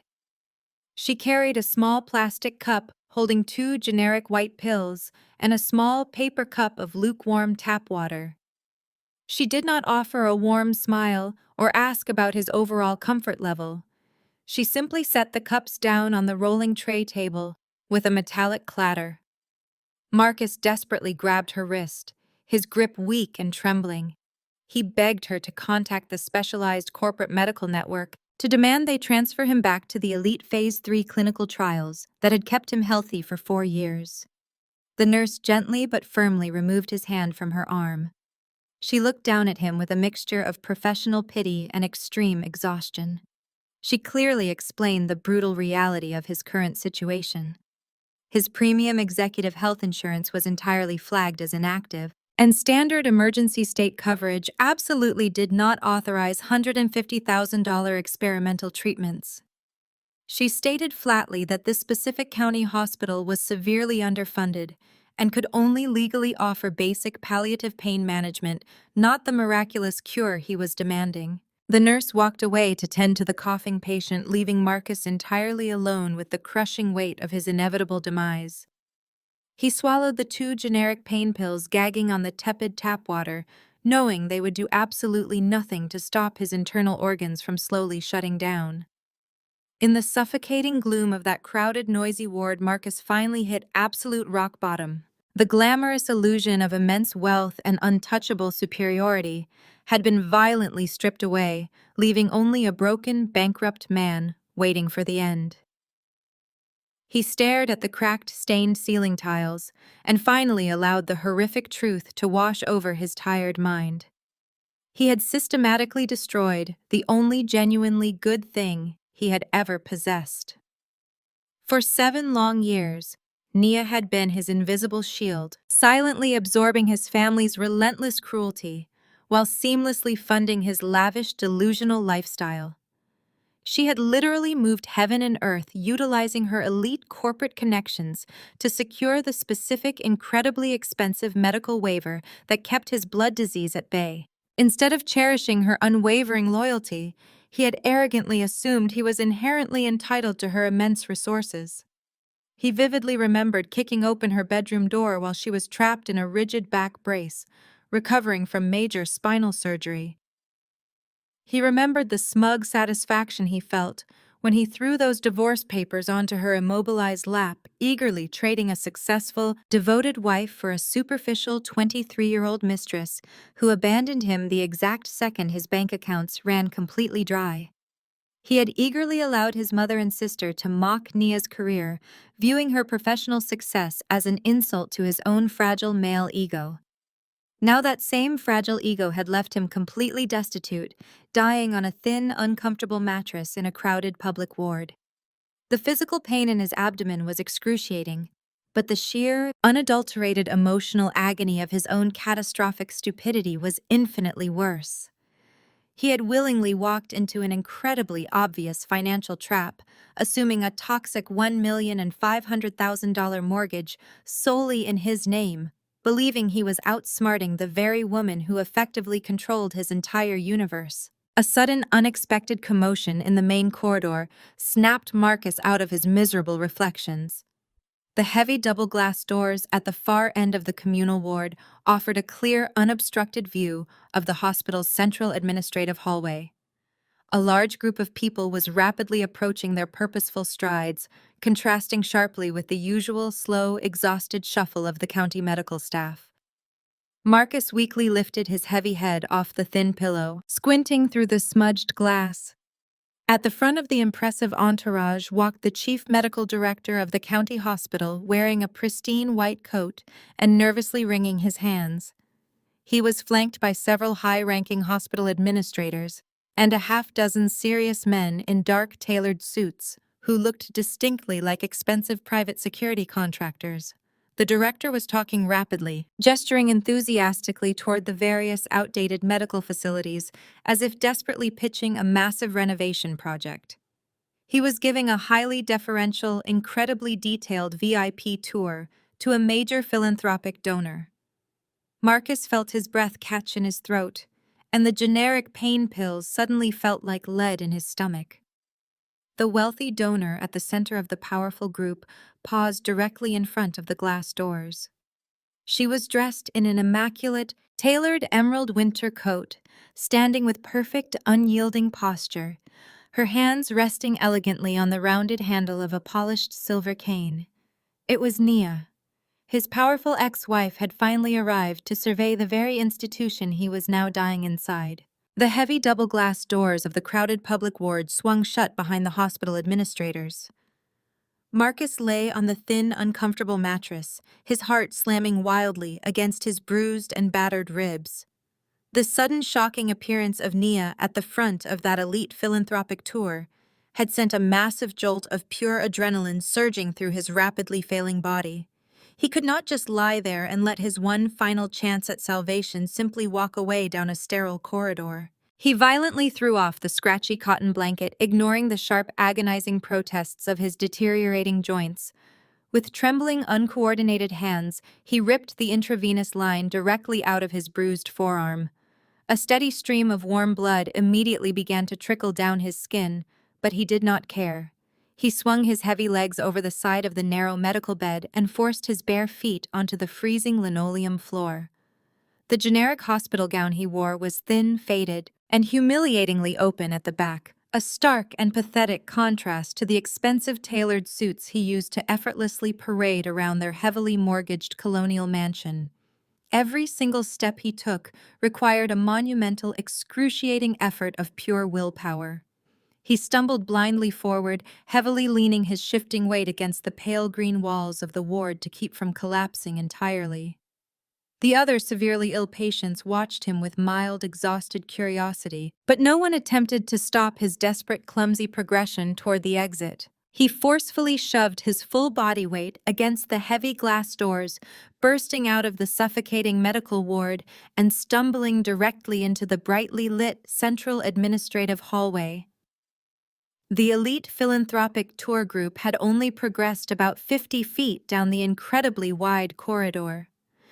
The chief medical director was standing perfectly still, gesturing enthusiastically toward a newly proposed cardiac wing, completely oblivious to the chaotic disruption unfolding rapidly behind him. Marcus opened his dry, cracked mouth to call out her name, but a wet, rattling cough violently seized his lungs instead. He staggered forward, his bare feet slapping wetly against the polished floor.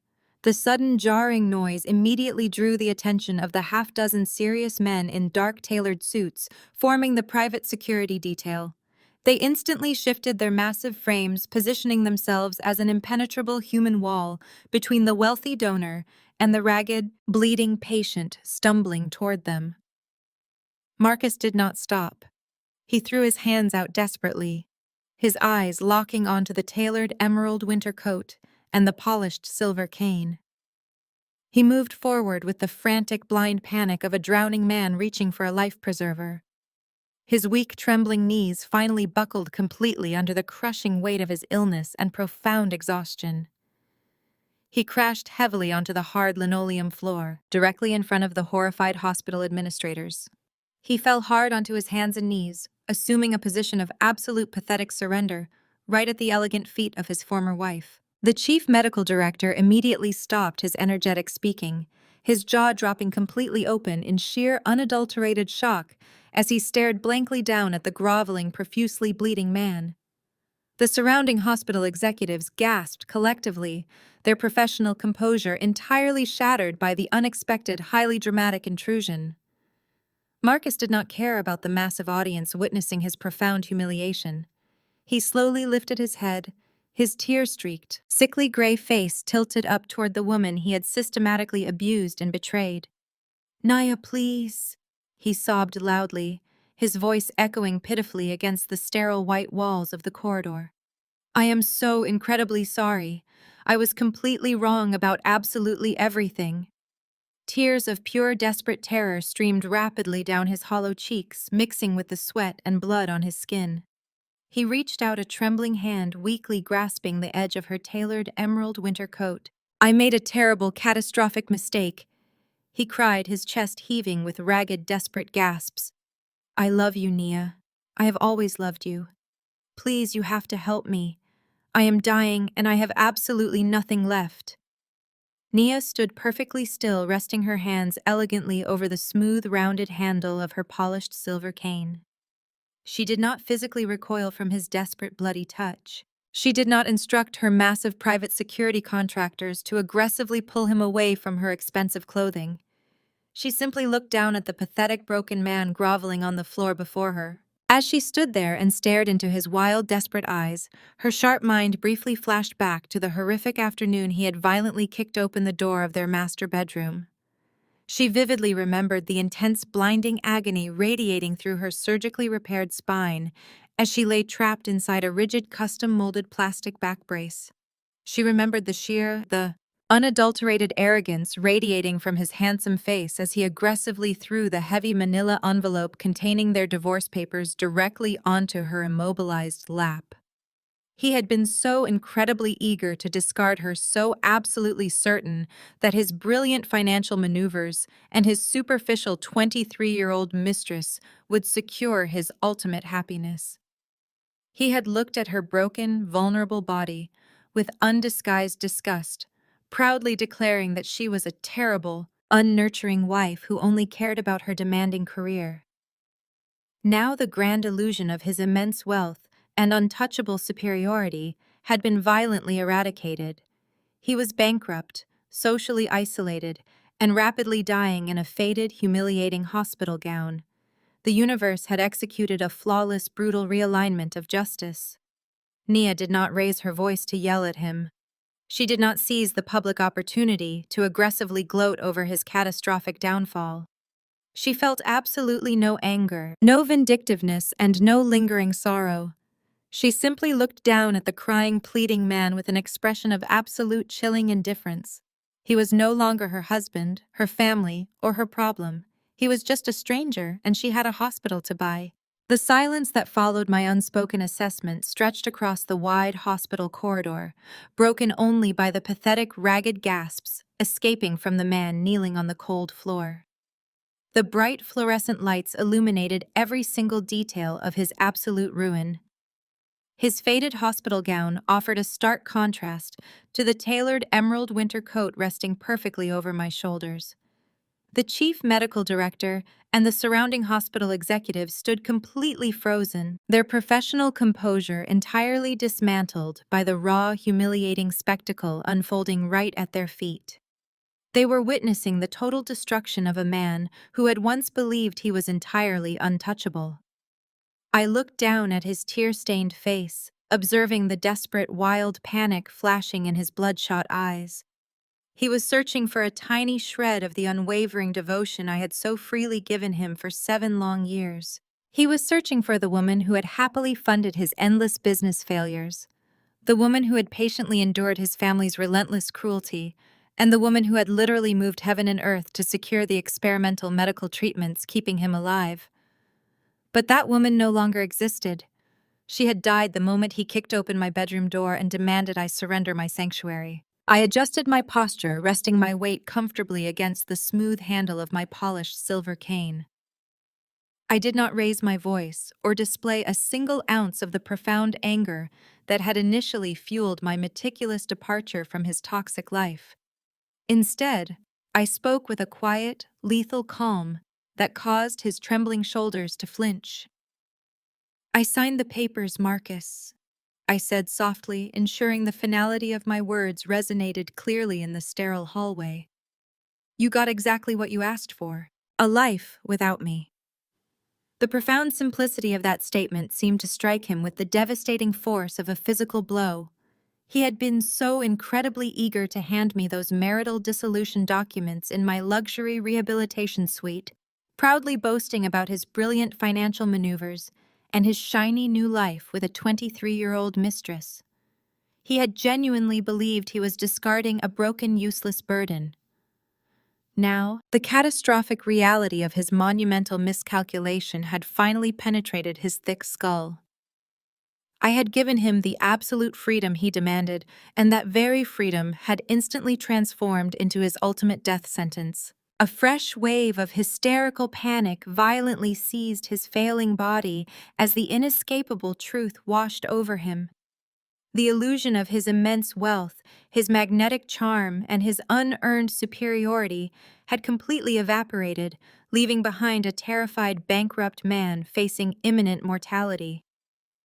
"No, Nia, please listen to me," he sobbed desperately, his voice cracking as a fresh stream of bright red blood began to trickle from his nose. I was stupid. I was arrogant. I will do anything you want. You cannot just leave me here to die like this.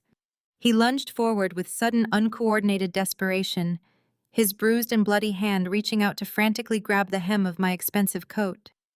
He believed that if he could just physically touch me, if he could just reestablish a physical connection, he could somehow manipulate my emotions and force me to save him one last time. He fundamentally misunderstood the absolute permanence of my indifference. Before his trembling fingers could even brush against the fine emerald fabric of my coat, my highly trained private security contractors executed their protocols with flawless precision. The two towering men in dark tailored suits instantly stepped forward, forming an impenetrable human wall between my immaculate presence and his desperate bloody grasp. One of the guards firmly but professionally intercepted Marcus's outstretched arm, effortlessly pushing the weeping man back onto the hard linoleum floor without uttering a single word. The physical barrier perfectly mirrored the emotional fortress I had constructed around my heart. Marcus crashed back onto his knees, his hands slapping against the cold hospital tiles. As another ragged, agonizing cough ripped through his chest, he stared up at the dark suits blocking his path, the absolute finality of his isolation finally crashing down upon his shoulders. There would be no miraculous rescue, no expensive private medical suites, and no cutting-edge experimental drugs to seamlessly erase his immense physical pain. He was completely cut off from my protective corporate umbrella. I did not even bother to watch him scramble on the floor. I slowly turned my attention away from the pathetic display, completely dismissing his existence, with a finality that silenced the entire corridor.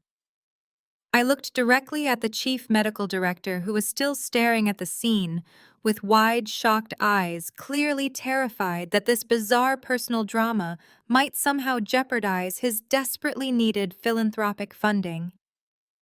I offered the nervous physician a warm, brilliant smile, completely ignoring the weeping man just inches away from my polished shoes. Let us continue the tour. I have a $3 million grant to finalize, I said smoothly, projecting absolute professional authority. I would like to review the proposed blueprints for the new cardiac wing before the afternoon concludes. The director blinked rapidly, visibly shaking off his initial shock before eagerly nodding his head. Of course, absolutely right this way, he stammered, frantically gesturing down the hallway and hastily guiding the entourage away from the spectacle. I turned and walked slowly away. The rhythmic click of my shiny silver cane against the polished floor echoed loudly. I did not cast a single glance over my shoulder. Every step carried me away from the suffocating darkness of my past.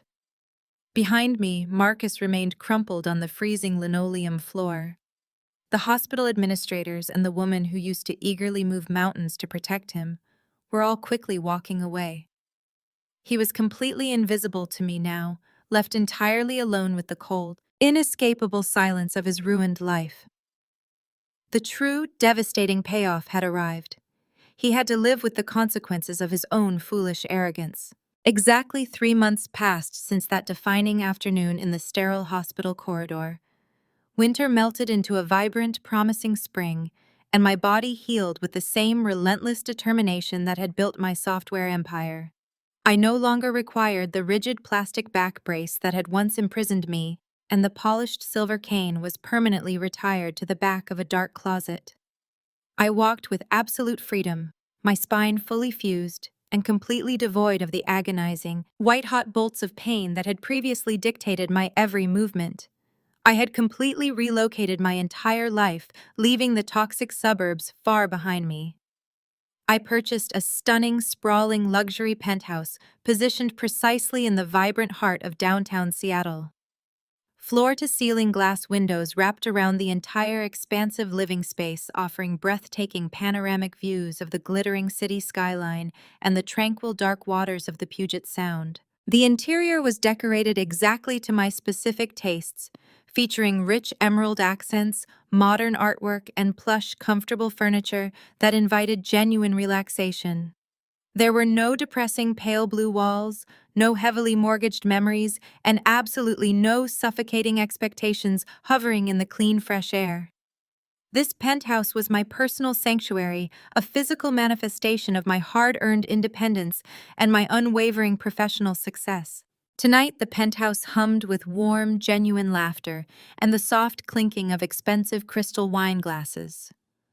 I was hosting an intimate, beautiful dinner party to celebrate the successful closing of my software firm's most recent corporate acquisition. The air smelled incredibly delicious, filled with the rich aroma of roasted garlic, seared prime steak, and fresh herbs, prepared by a private chef I had specifically hired for the evening. I stood near the massive marble kitchen island, pouring a generous glass of premium red wine, and simply observed the wonderful people gathered comfortably in my home. These were my true chosen family. My fiercely loyal executive assistant Chloe was currently laughing loudly at a clever joke told by David, my vice president of operations.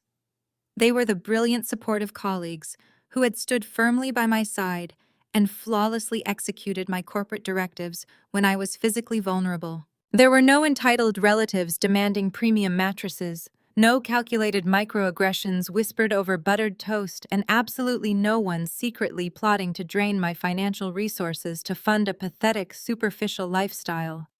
The energy in the room was incredibly pure, entirely free from the heavy, toxic darkness that had poisoned my previous marriage. As I smiled at the joyful scene unfolding naturally before me, a gentle, strong hand rested warmly on my lower back. I turned to find Julian standing right beside me. He was an incredibly successful, brilliant venture capitalist I had met during a high-stakes industry conference exactly 2 months ago. Julian was absolutely nothing like Marcus. He did not possess a fragile male ego that constantly required soothing, nor did he ever attempt to diminish my professional achievements to artificially elevate his own social status. Julian looked at my immense corporate power, my substantial wealth, and my unyielding independence with profound, undisguised admiration. He valued my sharp intellect just as much as he valued my heart. He leaned down, pressing a soft, lingering kiss to my temple, and handed me a small, perfectly crafted appetizer from a passing silver tray. He asked if my back was feeling all right after standing and hosting for the past hour, his dark eyes reflecting genuine, unselfish care. I assured him confidently that I felt absolutely perfect. He smiled, his handsome expression radiating pure respect, and smoothly pulled me into a light, comfortable embrace. For the very first time in my entire adult life, I was sharing my personal space with a true, equal partner who actively supported my continued growth instead of aggressively trying to tear me down. I gently excused myself from Julian's warm embrace and walked slowly toward the expansive outdoor terrace. I stepped out into the crisp, refreshing evening air, gripping the smooth metal railing as I looked out over the glittering, majestic expanse of the Seattle skyline. The city lights sparkled brightly against the dark night sky, a vast sea of endless, brilliant possibilities. I took a deep, grounding breath, reflecting quietly on the chaotic, brutal journey that had ultimately brought me to this exact perfect moment. I thought about Marcus, Brenda, Sarah, and Trevor, wondering briefly how they were surviving the catastrophic financial ruin and total public humiliation they had brought entirely upon themselves. But the fleeting thought carried absolutely no weight, no lingering anger, and no residual sorrow. The heavy chains were completely broken. People often believe that hitting rock bottom requires a loud, explosive event, and they often assume that true justice demands an aggressive, vindictive counterattack. I had learned a far more valuable, profound lesson. The absolute sweetest, most devastating revenge isn't found in aggressively destroying your enemies or actively plotting their painful demise. The ultimate victory is simply stepping completely out of their way. It is deliberately removing your protective shield, letting their own inherent toxicity and unearned arrogance completely consume them, and refusing to absorb their poison any longer. I had surrendered the heavily mortgaged house, abandoned the fake family, and walked away from the endless disrespect. By firmly closing that dark door, I had finally reclaimed my immense power. I watched them completely destroy their own miserable lives, while I remained incredibly busy building a beautiful, untouchable masterpiece of a life in the massive, peaceful space they left behind. I lifted my glass, toasting the vibrant city and my bright, unwritten future. The night was beautifully young, my spine was incredibly strong, and my heart was finally completely free. I turned away from the sprawling, magnificent view and walked back inside, eagerly rejoining the wonderful, supportive family I had carefully, deliberately chosen for myself. The soft, welcoming light of my luxurious penthouse washed over me, completely erasing the last lingering shadows of my deeply painful, distant past. I was happy. Truly.